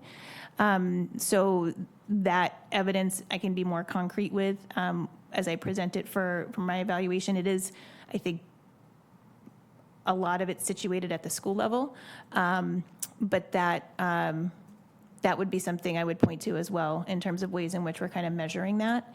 And then the shared vision, how does the vision of a graduate manifest itself? How does it live within our curriculum and our curriculum documents? How does it appear? I know we had a highlight in education last year related to some of the enrichment opportunities being provided at BWB, and that was directly tied and connected to the vision of a graduate. So the ways in which that manifests in not only what I say and do, but also how it manifests in our schools and with other staff members. Thank you. and Elijah does a great job. I'm already, even though we're just starting on the journey, I'm already looking forward to the winter concert, which is wonderful, and then the spring concert as well. So that's great. And then, of course, this idea, this vision of a graduate, this unified, identifiable perspective from K to 12, that's reassuring. Now, I also want to talk about Strategic Objective 3, because you noted, Dr. Hearn, that the district improvement plan is really the archetype for the district. It informs what goes on at every single level. So this is, in essence, almost like a constitution for the district. And I want to talk about talent development. And again, recruit, retain, and develop a skilled, engaged, and diverse workforce to meet contemporary student needs. Dr. Hearn, what specifically, going into year 3, are you doing to facilitate that objective? What specifically are you doing? So again, I'll speak a little bit in advance of evaluation evidence that will be coming in October. I'm just going to pull up my slide. Some of what I have shared tonight is a continuation of the work that we've been doing. It's right here, sorry. And so we've been a partner with Massachusetts Partnership for Diversity in Education, and that is a network of districts that are working to recruit, retain, and develop diverse workforce. I personally attended career fairs in terms of trying to recruit educators to the district. Now, the career fair I attended in May, unfortunately, was not attended by many people, but I learned a lot. In particular, I learned a lot about outreach to try to recruit more educators to, or potential educators to, a career fair. And so taking that learning and coming back to the community and talking with some community members and getting connected with additional leaders in the area who are interested in the same common goal. That's how we born out this idea of having our own career fair and doing it more locally and making plans in regards to that. In terms of again, a lot of this is a continuation of work that we've been doing in terms of developing career ladders. We have had a number of educators who were on waivers or who were on emergency licenses last year. We have brought many of them back if they wanted to come back. Some of them have chosen to go into other professions and into other careers. Some of them have stayed with us, but haven't wanted to stay as an educator and have moved into different roles. And so we were happy, in particular for the person I'm thinking of, we were happy to be able to retain her in a different seat. She wanted to not be an educator anymore and wanted to move into a different seat in the district. So I think there's a lot of continued efforts, particularly for the first 2 bullets. I think in terms of professional development, we've gone from, I think we've made a concerted effort to go more towards a sustained theme-based PD model for this current year. Okay, thank you, Dr. Hearn. And the planning of that started 6 months ago. Thank you. Because just following up on that, and I want to be as ambitious and also as empirical as you are, as evidence-based. So, Dr. Hearn, 50% of the students in Barnstable High School, 50% of the students in Barnstable public schools are African American, Asian American, Hispanic American, Native American, or multi-race. 50%. Dr. Ahern, what are you doing specifically to bring educators to Barnstable Public Schools that identify with these DESE categories? So I would point to all of the things that I just shared.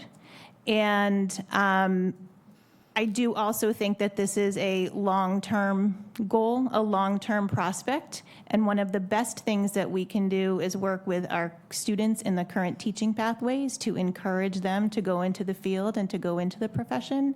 I think that's one of the the most strategic things that we can do, because there's not a wealth of licensed educators who are diverse in Massachusetts.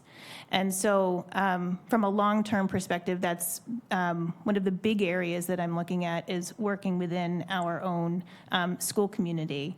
I will say that from an empirical standpoint can bring some additional data to support my evaluation evidence. But we have hired a tremendous number of bilingual educators. That is a point of diversity that doesn't make it to DESE's radar screen. It doesn't show up. And we have hired 2 bilingual math teachers this year, which I think is huge, one at the intermediate school and one at the high school. So I can bring some additional empirical data points. That wasn't sort of the gist of the presentation tonight, but those are some things that I would kind of point to. Thank you, Dr. Ahern. I just want to clarify. You said that there's not a wealth of licensed educators.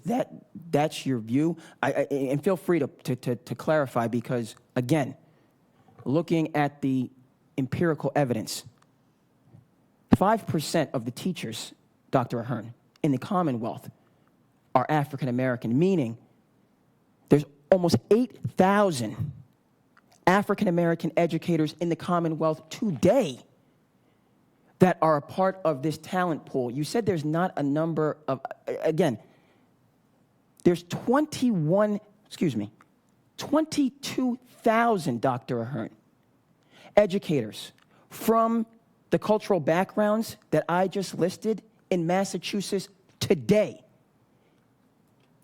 So can you please, you said there's not a lot of licensed, are you saying that these 22,000 people are not applying in Barnstable, or they're not being considered? I don't understand.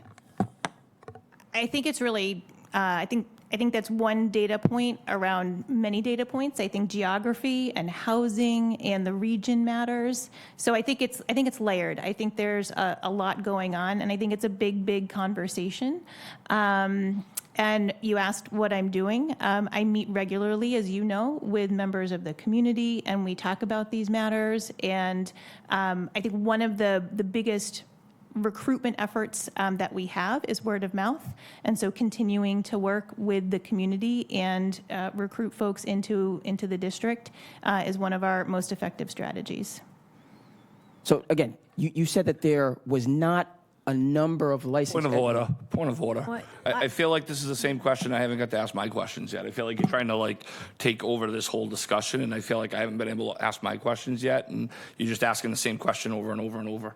Okay, in response, Mike, to your point of order, and thank you for that clarification, I just wanted to make sure that I had Dr. Ahern's statement correct. She said there wasn't a large pool, and I cited 22,000. I just was asking if you wanted to clarify that statement, because 22,000 seems like we have a considerable pool. So I was just asking for clarification, Mike. That's been asked and answered, and,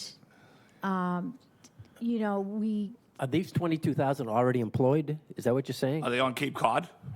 Peter, yes, they are current educators employed in Massachusetts today, current, that are part of the talent pool that we could be drawing from here in Barnstable, current educators. 22,000. Who's to say they're going to want to come here? Well, they're welcome to apply, and so when we hire educators, unfortunately, you have positions that are advertised, you have people who apply, there has been outreach, that part has been explained, and so I believe the superintendent has answered that question. So rather than escalate, I think that question was asked and answered. If you have a different question, that's great. She's explained some of the diversity. Diversity is more than race, and she's explained how she's done the outreach. So I'd like to move the discussion forward unless you have a different question. Again, so my concluding question is, will you be looking at new strategies, Dr. Ahern, to access this, in my view, deep well of talent in the state so that they might be included to support our 50% of students who come from these backgrounds? Will you be looking at new strategies? always open to input and suggestions and new ideas, so sure. So, Mike? thank you for your presentation. You're welcome. So I'm kind of on the whole recruitment stuff. Having 4 children who are from the ages of 18 to 24 that are looking to actually different career paths, including education. One of the problems with Cape Cod that we're all very well aware of, anybody who lives here on Cape Cod, is the price of houses, prices of rental. My 4 kids are looking, if they're going to live on Cape Cod, they want to stay on Cape Cod. They were born at Cape Cod Hospital and all that, and they would love to stay on Cape Cod. But it's a fact. When you're making X amount as a teacher or a firefighter or a nurse or a person who works at Stop and Shop or any of those positions, we all know it, like trying to pay for groceries, gas, housing, electrical, everything that comes over the bridge is always more expensive for some reason. I don't get it. But that's the reality of recruitment. You can say, put it however you want to put it. At the end of the day, recruitment, I remember talking to a principal that used to work here in Barnstable, who will remain nameless, who stated that their spouse works off Cape as a principal in the same grade level. It was actually a K through 3. And they put out for like a second grade teacher. This was probably pre-COVID. So it's bad that we use COVID as a timeline, but pre-COVID. And she got 100 people to put in for a second grade job as a teacher. He put out for one that year. He got 3 applications. That's the problem with Cape Cod and hiring people. That's it in a nutshell. You can do whatever you want to do with it, but you know what? It's really expensive to live here, as we all know it. Every month you get your bills. It's like, oh. And you know what? That's the problem with recruitment. You can do whatever, and I applaud you for going to all these different fairs and all of this, but let's face it, at the end of the day, they're going to say, what's a teacher in Barnstable make, and how much does it cost to live there? And if the math don't work, you ain't going to get them. I don't care what you do. So that's it. It is what it is. And I don't care what color they are. I don't care what race they are. I don't care what religion they are. That's completely a moot point. What matters is how much it costs to live on Cape Cod. It just is what it is. It's sad. Like I said, I have 4 kids that are, 2 of them are looking in careers that they have living requirements. They have to live on Cape Cod. And I don't know how the heck they're gonna, one of them's looking for a house. Looking at a house that's a tear down at $700,000, how can a teacher or anybody else afford that and live here? That's the problem with recruitment. So thank you for all the work you're doing and how you're trying to figure it out. But at the end of the day, it comes down to how much it costs here and how much we're paying. That's it. So having said that, Kathy, I'll move on. Curriculum. For the curriculum reviews, I know there's a lot, like I was kind of getting confused as to who's getting reviewed. So it sounds like we do in-house reviews and then there are state reviews. Does that kind of make sense? Is that kind of what, in a nutshell? Yeah, so the curriculum review is kind of an internal review, although we would reach out to external resources and supports and experts as we needed to kind of to work with us. So like the literacy review involved TNTP, which is a consulting group that was paid for by DESE to support us. But the internal, like curriculum reviews tend to be internal with maybe a small amount of outside support. Some of the other reviews, like the DESE district review, tiered focus monitoring, the program reviews, tiered focus monitoring and the DESE district review is the Department of Elementary and Secondary Education. The program reviews, the district had paid some external third-party consultants to come in and assess the different programs. Okay. So it's kind of all of it. Yeah, there It's was kind just of a all lot of it. going on, and I was Yeah. like, I thought I started to get it, and then you threw something else in, and I was like, okay, I'm lost again. And one other thing, just to go back to to retention and hiring people, having a daughter who went to Barnstable High School and has gone through the entire process, aren't one of the things you didn't you add a pathway for teaching, not early child, because she went through early childhood. Well, she doesn't want to be an early childhood. She wants to be an elementary teacher. So, but that was the only choice you had. Didn't we add something for different Yeah. levels of teaching? So the pathways expanded Yeah. from early childhood to more teaching in general. Like if somebody wants to be a high school teacher, why would they take early childhood, like, or a fifth grade teacher, correct? Didn't we extended the pathway, correct? Did, yep. Okay, that's what I thought. And I honestly believe that the way to get people to be teachers in Barnstable is have them, you're gonna have to do it from in-house. Because they grew up here, they know, they love the Cape, they go to the beach, they love it here. They're used to the high prices because they hear mom and dad complain about it all the time. So I honestly think internal is the way to do, because a lot of people get scared when they look at the prices down here. So that would be my suggestion, but I'm done, thank you. Jen, you had something else? Yeah, just to offer a couple of things. So back to the housing crisis and how it affects, our hiring processes. Up until 2 years ago, it was a 70-30 split for health insurance. It's now 50-50. That was something I did on the council with Matt Levesque. We passed that together, or worked on that together, and then other way around. Used to be 50-50, now it's 70-30. I'm sorry, excuse me. Yeah, thank you for correcting me. I told you math is not my thing. The other thing I wanted to highlight that you didn't mention about the work that you're doing in the community is your work with Amplify People of Color and also People of Action, and asking them their advice on issues moving forward. And, those mentors are absolutely an inextricable part of who we are culturally.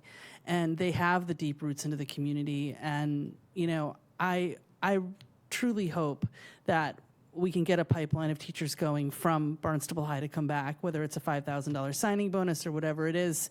I feel like that's a really important part of it. I agree with Mike on that because, your mom and dad aren't going to kick you out if, you're a teacher in Barnstable schools.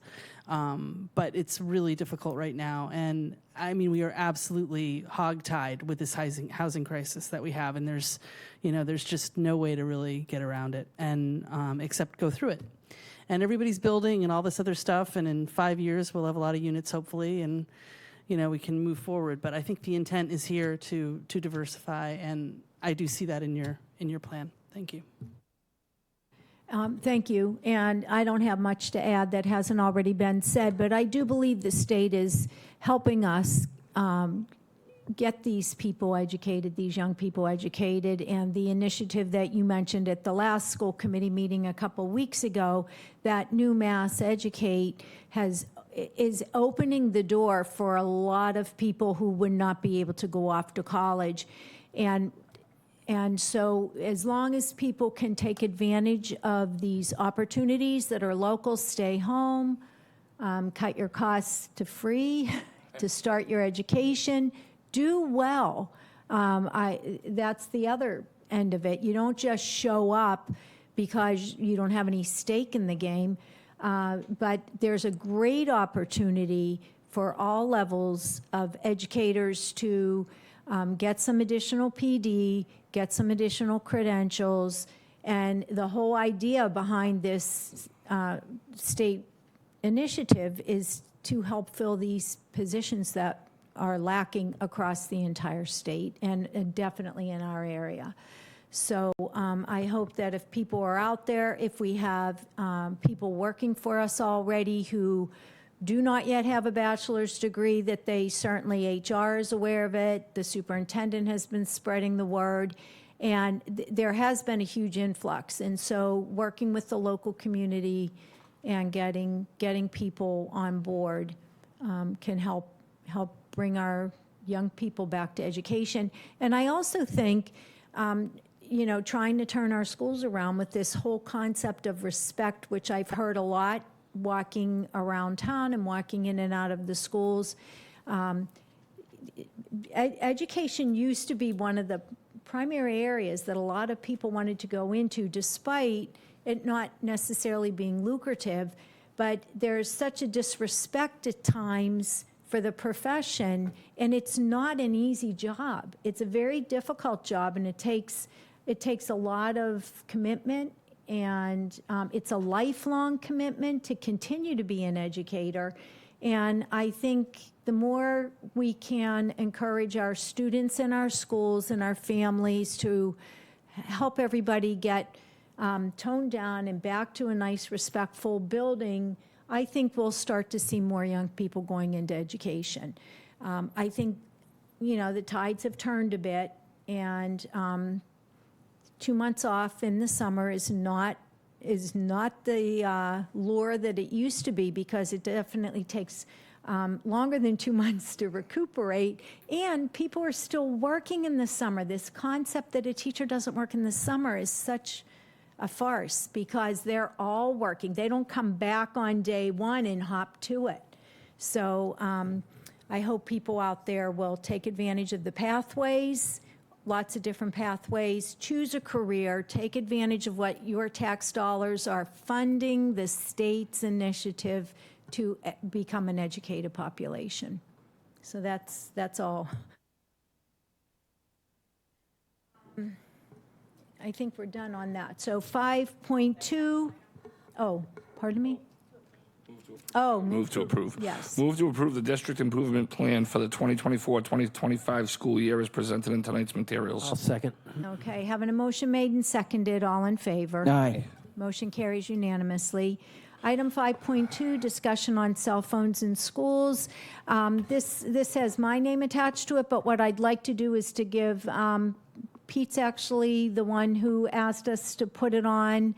Members of the community have approached me asking this to be on the agenda as well. So, Pete, I'm going to let you start off if you want. I just jotted down some notes here, and I'll just read them on cell phones. I know more than half the cities and towns in Massachusetts have some type of policy now regulating phones in school. And I just learned even California's legislature just recently required all school districts in the state to come up with a cell phone plan. So I think we in Barnstable need to do the same. We certainly know that phones in school provides a distraction and a disturbance to students' learning. I don't think anyone can argue that.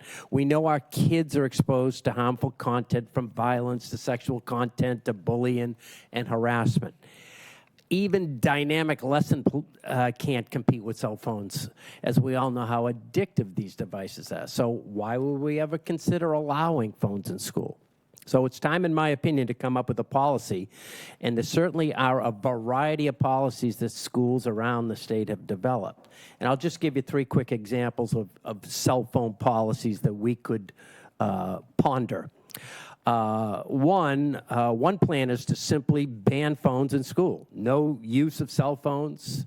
This would be a burden on staff and administration for sure, as consequences would need to follow. However, it would most likely solve the problem, and also with no cost to the district.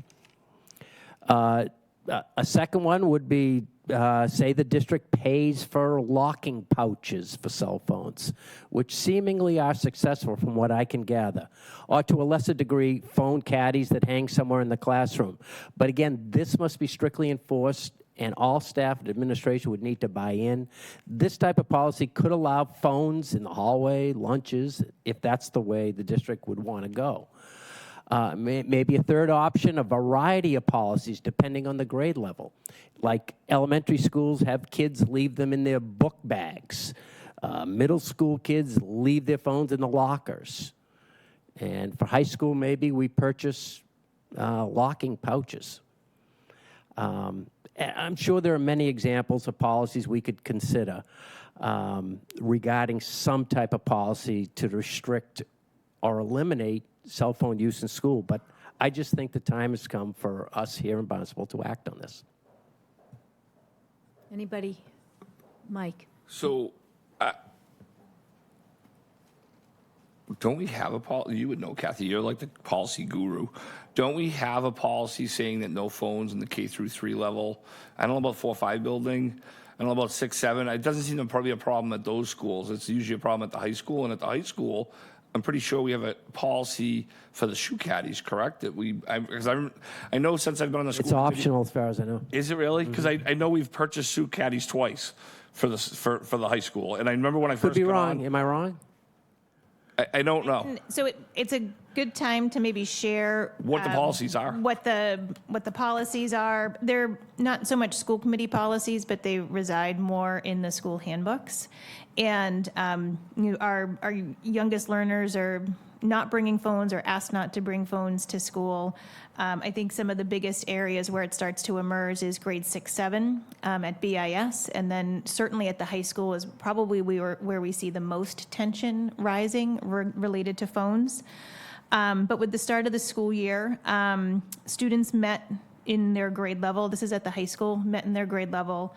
All of the Barnstable High School administrators were there to give the same message, which is that phones would be allowed during passing and during cafeteria. And they would not be allowed during instruction.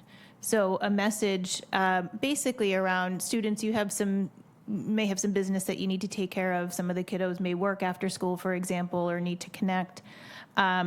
We're going to recognize that time for you. However, we want you to respect and utilize the instructional time that you have during class.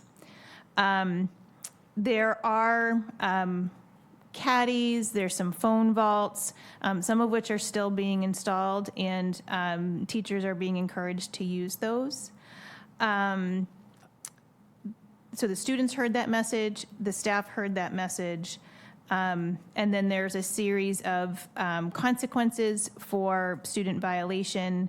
The first would start with the teacher, so as to keep them empowered in the classroom for the first violation, but if it escalates to a second or third time, it would be referred to an administrator.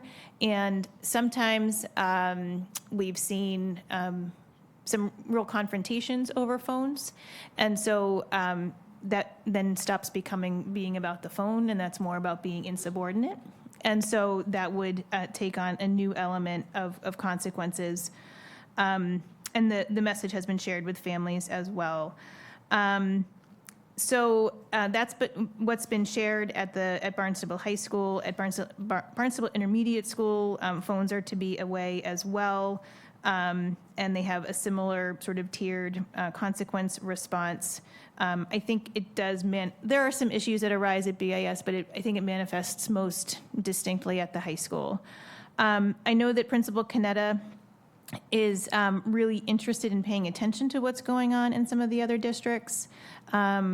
He would like to be paying attention to what's going on in Brockton, what's going on in New Bedford, where they are moving towards a more restrictive policy and learning from how that's being rolled out. So that's what I can share with you about the current status. Okay. May I? Can we maybe I don't know how difficult this would be for Mr. Canetta, could we get some feedback like this month, like first violation of a phone in class is the teacher deals with it? Is that what you said, Sarah? And then the second goes to administration. What are the consequences? Yeah, I guess I'm asking. And if is Caitlin still here? Caitlin, would you mind coming up? Because I know you work at the high school.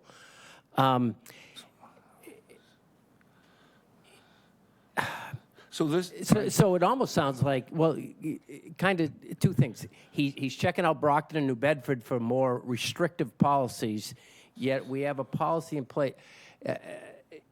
Is this still a problem at the high school, these phones in the classrooms, I guess I'm saying? I will say that Mr. Canetta certainly set the tone for, which has been a different tone than previous years. That's the same policy that's existed since I've worked there. I'm in my fourth Can you school make year sure your mic's on? Sorry. Okay. Is it green? Is the green light on? Yeah, I see You you. just weren't close enough. Oh, sorry. We can hear you, but the public can't. So, like I said, the policy really hasn't changed since I've started 4 years ago. Mr. Canetta has certainly set a different tone. For the cell phones, we've had 4 days of school. Every student that's come to my health office has had their cell phone during class time. So it's like you said, it's up to the teachers. I think a lot of teachers, it's a difficult battle to wage when they also have, students in front of them for a limited amount of time. So I too am an advocate for the pouch. So my thing Thank you, Kate. is I know we've done pouches. I know for a fact that A couple of years ago, we purchased the pouches, right? I understand But you know, they're- my problem with this whole thing has always been is consequences. Consequences for your actions, and that's what I think has been lacking, is consequences for not putting your phone in the shoe caddy, for doing what you feel like in the building with your phone, and there were no consequences. And that, I think the tone, and I think maybe more than even, listen, don't take your phone out in class, whether it's in the caddy, whether it's in your backpack, or wherever it is, and this is the consequences if you take it out. The first time is the teacher deals with. The second time, I think there needs to be in stone consequences for your first thing, the teacher speaks to you. The second one, you're going to get, I don't know if they do detention or Saturday school, or I think there needs to be consequences spelled out saying that if you do this, this is it. And I think there's never been that. There's never been that, like, this is what's going to happen. It was like, oh, put it away. Oh, you yelled at me. And not even the teacher, but like administration and just all the way through. I just think that means more important than anything is it needs to be more consequences. I agree, Mike, and that may be part of the problem. From what I understand, the pouches that were purchased were kind of jokes, like they can be picked with a. No, they weren't. They were shoe caddies. You know how like they hang over the door? Shoe caddies, yeah. Yeah, they would hang over the door and people would put their phone. Yeah, and some teachers used them and some teachers didn't. Yes, they have. Back to when I was teaching, Mike, I had a phone caddy, and I took attendance off that. So if your phone wasn't there, you weren't here. Well, for 6 months, I thought I was doing the greatest job in the world. However, they're putting their old phone in there and using, And that's the same thing they're going to do with the locked pouch. They're going to throw an old phone in there, and they're going to have their other phone in their thing, and they're going to go to the bathroom, and they're going to. It's very possible, yeah. So it comes down to discipline. If you're caught with that phone, you might be right. You might be right. All I know is most cities and towns, more than half now, have gone to a strict policy from the school committee. And I know the teachers are begging us, I think. I mean, certainly I hear it all the time. Do something, help us. So I think that's what we need to do. Something. I agree. I just don't know what it is. Yeah, Peter, just to add to what you were saying, we do have a cell phone policy. I took the liberty to look it up. So it's that phones will be off and away from bell to bell. Students can access their phones before school, during passing times, at lunch, and then after school. So that this is at the high school. And, just echoing what you guys have said, in my view, working in New Bedford and having worked in other districts where they have taken a strong approach that they don't want to see the cell phones at all throughout the day, and there are the consequences that you're talking about, Mike. As I understand it, the local districts that have put this policy in place is the first time that they see the cell phone when they're not supposed to see the cell phone, it's taken down to the main office, and the student may pick up the cell phone at the end of the day. The second time that they see the cell phone when they're not supposed to see the cell phone, they take it down to the main office, and the parent must come to the school. Parent must come to the school and pick up the cell phone. And this was actually an example. One of my co-teachers in New Bedford, whose children went to Dartmouth, explained this story where she actually had to do that, wasn't happy, made her son know that it was unacceptable, and it kind of never happened again. So for me, what I'd like to see is what we're doing now and then where this policy could go for us to mirror the practices of other school districts that appear to be having success. And so again, that was the Barnstable handbook. Policy just for the high school. It's not a system-wide. I think I've had a number of parents reach out to me since the agenda was published. Happy to see that it was on. I'm sure it all comes down to if students could exercise some self-control and some respect for the learning process, we wouldn't be having this conversation.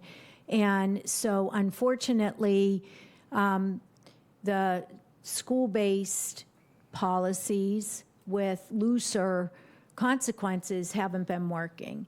And so I think, I don't know whether we do official surveys to get opinions, whether we push this off onto the policy subcommittee to draft to bring back. to get some input, certainly the way you normally get input. Sure, anyone listening to this or staff, anyone want to email us, certainly. If we're missing something, I'm not there day to day, but I know they're asking for help. And I would say a survey. I would say parent survey and a staff survey. That's going to get the most amount bang for your buck. And I think and I'm not against anything, to be honest with you. My frustration is if we're going to have a policy, we're going to have teeth behind it to make it so that you follow the policy. Mom had to take a day off from work to come down and get the cell phone. Mom was not, or dad was not happy. Yeah. You know what? That nipped that in the bud. And that's why we need to have teeth to our policies. And that's why we need to develop a policy, not just a handbook policy. It's And again, you know, that holds the administrators accountable, it holds the staff accountable, that ultimately holds the students accountable because it carries more weight. When it's loosey-goosey, for lack of a better term, it becomes, you know, how much energy, the majority of the energy of our educators and our staff needs to be on educating students, not on policing, yet when there isn't a clear policy and there aren't clear consequences that are really putting some teeth behind it, as you said, the educators and the staff cannot do their jobs. And They're being left hung out to dry. and the 'cause other there's no thing, consequences. some of the news articles flying around, after they get used to the shocking culture of it, the students actually appreciate it, and it will cut down on the bullying and the harassment. And, you know, the small element of people who really don't like it, you know, they're just going to have to find a different choice because we are here and our main goal is to educate our students in a welcoming environment where we don't have this lack of respect.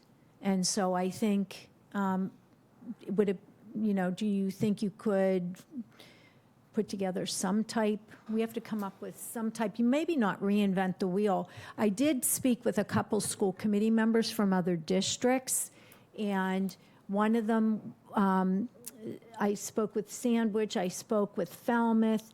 Some of these schools are trying to put a policy in place that is less restrictive rather than more restrictive, but they're saying, you know, it's fluid, and that it seems as though they're trying to ease into it rather than have it be the black-white, all of a sudden, you know, you're polar opposites. Sandwich didn't ban phones. No. They just banned them in class. In class to see how it goes. Yeah. And then. And there were and they were going- consequences right away for that. Exactly, and then they were going to reevaluate it, is how it was going to go. And Peter, I'm kind of throwing this out to you. So where we go from here, do you think, and like, if we were going to do it, I would want to put a time limit, like by December or January, so they come back with a recommendation, but do you want to do like a subcommittee?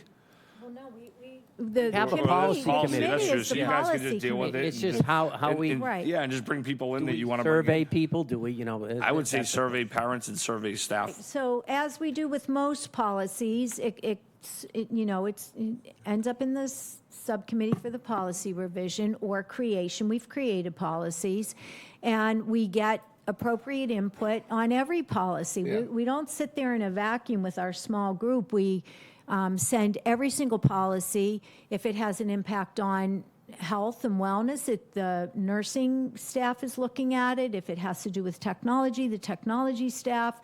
So that subcommittee does not work in a vacuum. That's important for the public to understand. This seems to be a wider policy because we've got more buy-in from different groups. And so it can also help frame what the policy looks like when it's initially, if it passes and when it's initially implemented. And so there's a lot of information that you can gain from that.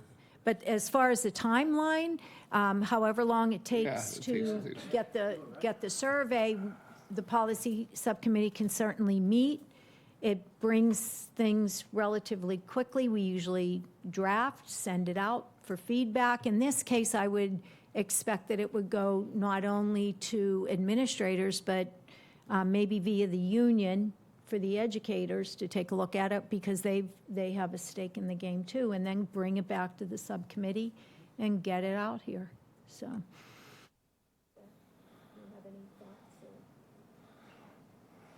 I'm happy to reach out to colleagues and see if they've surveyed and have some foundation that we can work off of.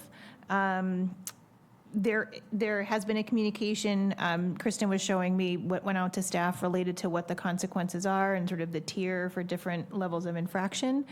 And I think while the school committee gathers some additional information to inform the policy subcommittee, the schools will also gather that data, and we can take a look and see how, it is the same approach, it's the same sort of handbook policy, so-called, that we've had in the past, but there's a little bit of a more concrete tone being communicated, and we can collect that data too, while we also see what's happening in some of the other districts. So I don't think it would necessarily take too long, to your point around timing, but I'm certainly happy to reach out and see if any of my colleagues have some surveys we can base that off of. And we all know that the frontal lobe in most people don't develop until age 25. But if the student body was out there listening to this conversation or getting wind of it, the smart thing to do would be put the phones away, pay attention in class, have some respect, and we're not facing this issue of having to have a policy. So great advice. School is not meant to be a jail, but it is meant to be a safe environment for people to learn and make connections. They're not making connections anymore. So that would be a definite bonus. Well said. Okay, moving on. Down to just making sure, backing up. Right. I take notes, so my notes. 6.1, the capital improvement plan project updates. Hi, so Doug Ballanger's here. He'll come up to share either maybe at the desk or there, related to where we are with some of the capital projects. Keeping in mind that he started August 5th, he's had less than a month to come up to speed on all matters related to the facilities department, and has been pretty active with a few areas already. So I'm willing to jump in as well, as I've been briefed on the capital projects with the departure of our former director. Primarily tonight, we'll update you on FY24 capital program, which is most active, a few projects from FY23, and then just a few from FY25 that were most recently approved. It does take some time to go from approval to bids and completion. So mostly what we're prepared to share with you tonight is FY24 and FY23. This is keeping with the budget development calendar that the town has put out, and we have a pretty short turnaround time to put in capital projects for FY26. So we'll be back in October to talk a little bit more about proposals for the next round of capital. So with that, I'll turn it over to you, Doug. Thank you, and thank you everyone for allowing me to be here tonight. Some of the projects, I could even start with some of the bigger ones that are jumping out is in the fiscal year 24 capital program and capital projects. Such things as the EFS wall replacement at the high school. That's actually now, we've had some kickoff meetings on that one, and we're going to be starting that on Monday, tentatively. The only hold up with that would be if materials are not ready. So basically, when they do start, they want to be doing it within the 3-week schedule. So we want them to start, and then we want them to finish. The door and window replacement project, I noticed that that's a project that's started back in fiscal year 23, and it's in 24, and it's in 25. I'm digging more into that project, learning more about it. I don't think it's as simple as what it's saying is a door or window replacement. I think it's a little bigger than that.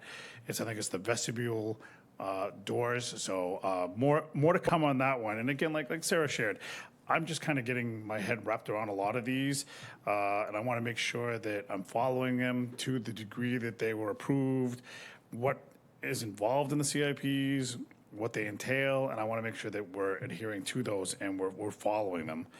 Some of the other projects, the culinary arts kitchen, that's in the design stage right now. I'm meeting with the architects on that one next week. The Night Hall chiller replacement project, the contractor has been released, and we are getting ready to order the equipment. So of course, I hope to have more information on that one as well. The Phase 2 softball field, that one is in the engineering and design phase, which is Phase 2. And then construction, of course, will start in Phase 3. So I'll dig more into that and share that with you all. The West Village carpet replacement, that project is complete, basically. That was changed to floors. The only area that we didn't do, just because of some timing that we were concerned with, was the principal's offices and the front reception. That'll be done over the holiday break.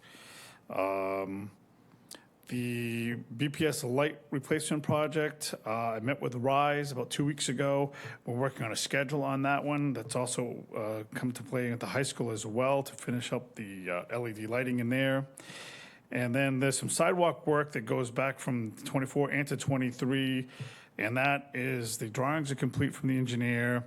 I've been meeting with them. I'm going to actually walking a couple of these schools on Friday with them to go over the scope, and then we're going to put it out for quotes and bids. So that's going to be kicking off. Obviously, the portable classrooms, we're meeting out there tomorrow for final punch list items. BCIS is planning on operating their classrooms on Monday.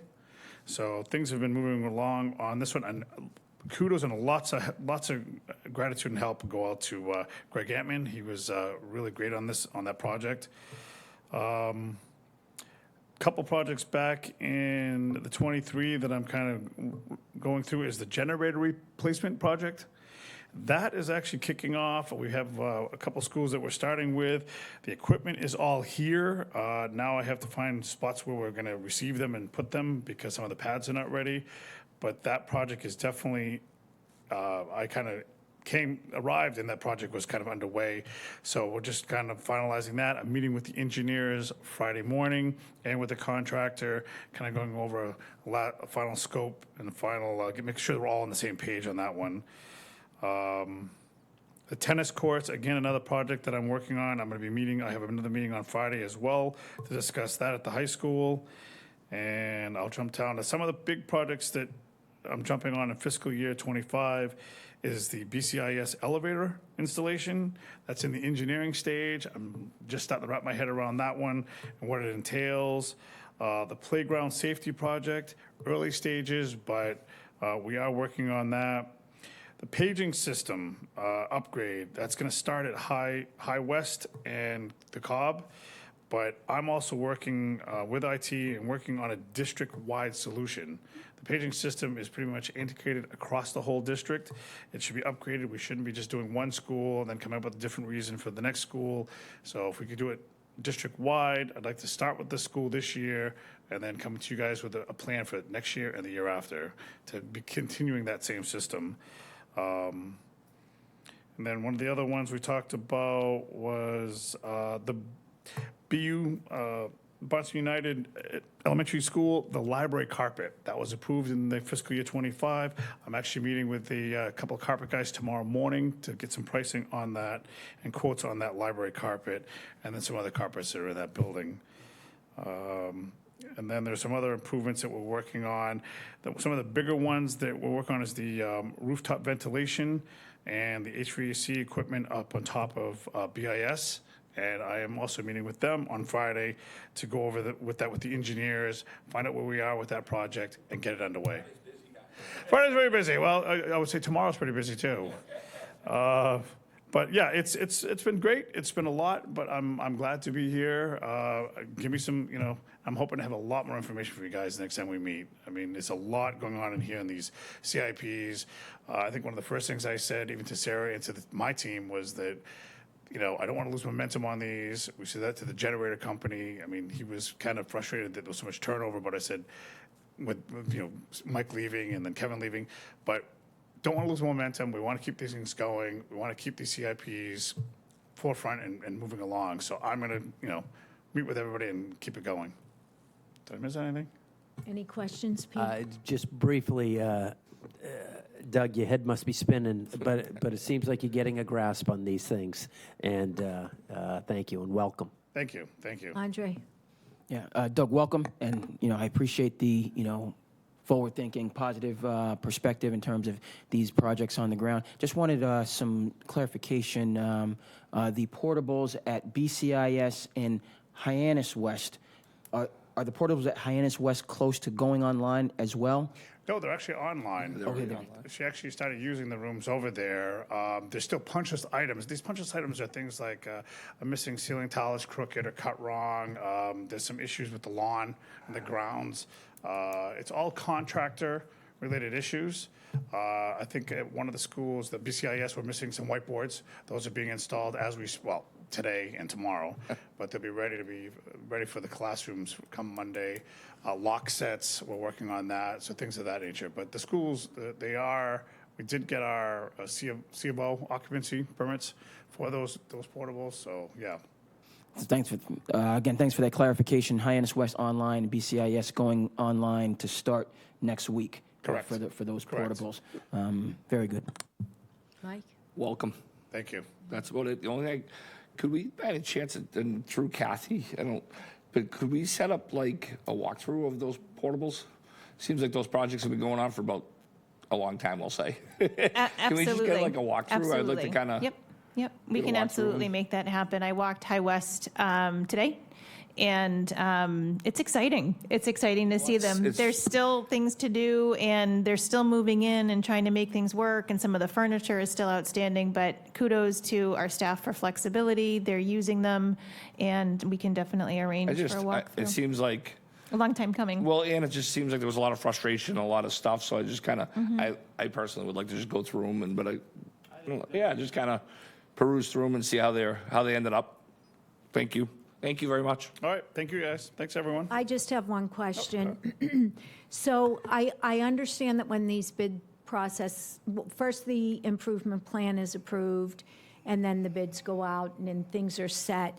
I'm just taking a look at the BUES library carpet. And so I'm wondering, I understand carpeting is used because it cuts down on the noise, especially in that larger space with different activities going on. Is there any consideration to not using carpeting in that building as much as possible, given the fact that it's prone to the mold issues? Well, the library didn't really seem to have a problem with a moisture Right. problem because I'm not sure if the way it's set up and the way it is. The carpet's just old. The carpet's Right, just I knew really, that. really I knew dated. I was even recommending and getting a second quote or to do a carpet tile. There's right now it's a wall-to-wall carpet. A lot of carts are rolling around in there, but a carpet tile could come up and back. There's also a lot of benefits to the carpet tile. It has a moisture protector underneath it. It's a rubber backed. It goes down. I'm going to look into options. I mean, the three contractors that I'm talking to, I've all mentioned all this, so they're prepared to price it and have options of all three. The indoor air quality director with DPH also recommended carpet tiles and saying that they were a better product for these circumstances. Okay, and then just one last one. Sure. So I remember when the Culinary Arts Kitchen was put on and bumped up, and I could have been thinking about some of the stuff you were saying and missed. Did you provide an update with a timeline on how that's going? It's in the design stage, and I'm just Okay. meeting with them now. So Okay. I think I have that one is actually next week. So Okay, I'm meeting with good. them. We're going to get an understanding where it is, and then get it moving along. All right, I know that's important for the Pathways program. And didn't Mike. we also get a grant? We did. So I assume that's. Yeah, so it'll also be time-bound as a result of the grant monies, but I think there's $350,000 towards it. Okay. I'm sure it all works together. Okay. Thank you so much, and welcome to the Thanks. district.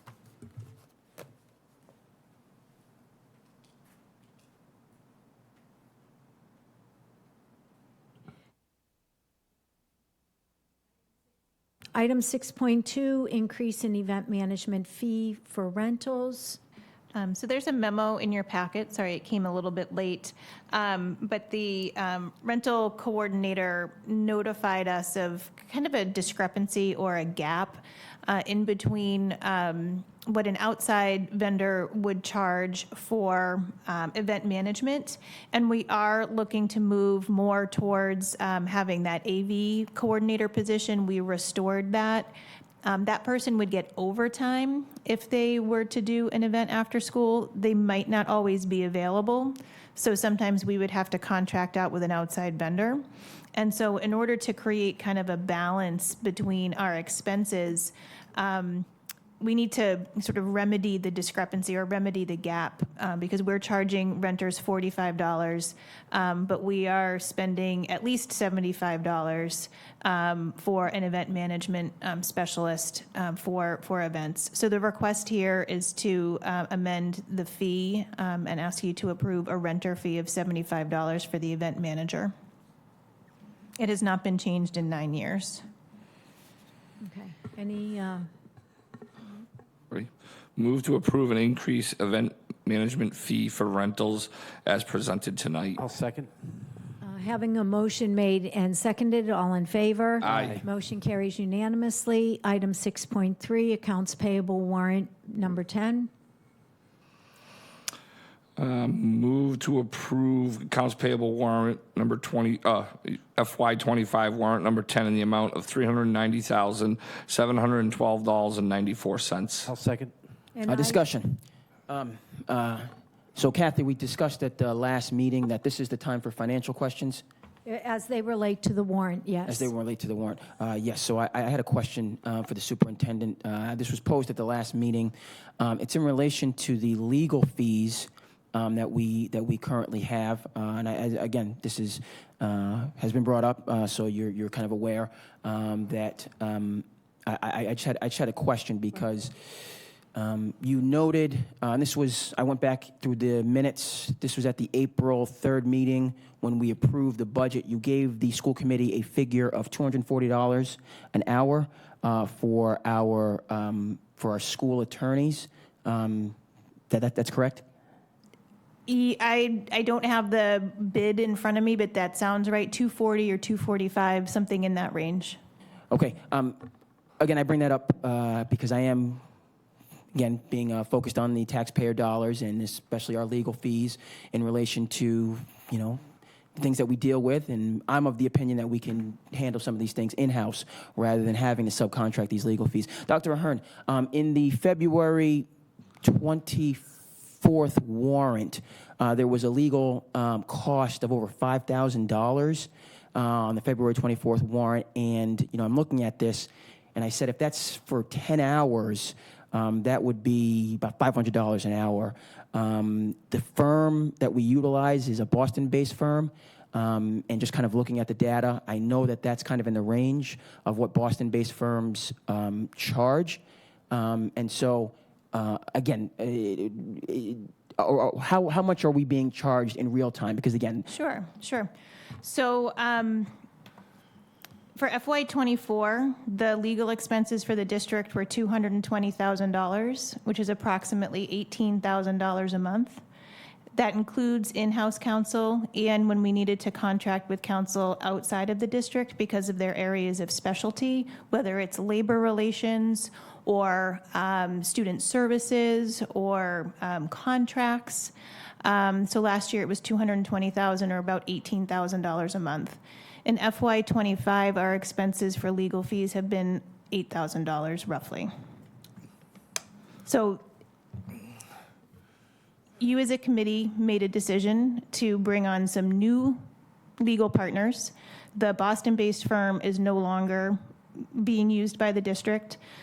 We now have a Westboro-based firm, and the other firm I think is somewhere south of Boston, maybe Quincy or Like Lakeville or something. Marshfield. I thought it was southeastern Mass, like Lake.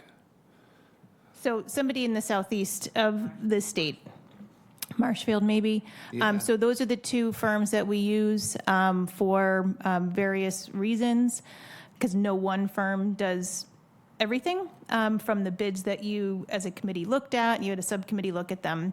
And then as part of the budget development process, we had to make some difficult decisions and recommendations. And so it was recommended with the idea that maybe it would be an area that we could save money. And so those are the figures that I have to date.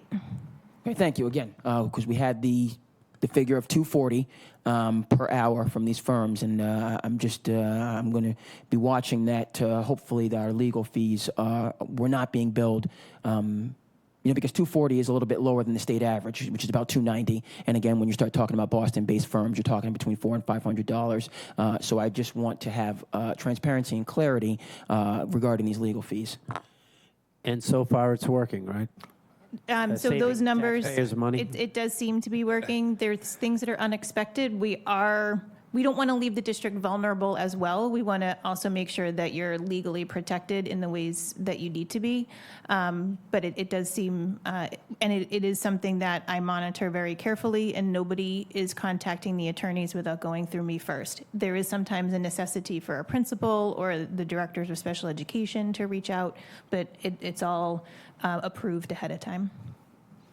And I reached out on a matter that was related to the school committee and not the school district. Mike? Just some clarity to follow up. So you said it was $18,000 a month for 2024. You said since 2025. Is that as of July 1st? That's as of July 1st, so July, to date. So I'll do the math there. So that's $4,000 a month. So we went from $18,000 a month to $4,000 a month. So as the chair of that subcommittee about looking at attorneys, I think I did really good. I think we did as a subcommittee extremely well for the taxpayer of Barnstable, because we went from... Well done. See, I'll take some kudos there. But yeah, we went from $500 an hour for a law firm down to $240 an hour for a law firm, and we've only spent $4,000 a month, so we saved the taxpayers 14 and 14, that's $28,000. No, 36,000 minus 8. That's $28,000 we saved the taxpayers in two months. I would anticipate It's going to go up as that the it's school going to year go up as the school year goes up. on, but I don't think that we will reach that $220,000 mark. Point of information, again, I just wanted to, when we made that decision, when we were given an hourly rate, in terms of what was anticipated, and then seeing that expenditure, it looked like it was, greatly above that. And so I just wanted to make sure that what we're saying are going to be our hourly rates and our legal fees are consistent with what's happening. And that appears to be the case. And so that's good. Okay. All right, Mike? What are we doing? I already made the motion, didn't I? We made a motion and Peter seconded it. So now we just have to Okay, do the vote. having a motion made and seconded, all in favor? Aye. Motion carries unanimously. And item consent agenda, item 7.1, approved school committee meeting minutes, and that's the only item on the consent agenda. Tonight's consent agenda includes approval of school committee meeting minutes of August 21st, 2024. Move to approve the items in the consent agenda as presented in tonight's material. Sorry about that, Peter. I'll second that. All in having a motion made and seconded, all in favor? Aye. Aye. Motion carries unanimously. Executive session. Move to go into executive session, not to reconvene in open session, to approve the school committee executive session minutes of August 21, 2024, and to discuss strategy and preparation for negotiations with the Barnstable Administrators Organization. I'll second. Having a motion made and seconded, this is a roll call vote. Peter? Yes. Andre? Yes. Mike? Yes. And I vote yes. The open portion of the school committee meeting is closed. Thank you.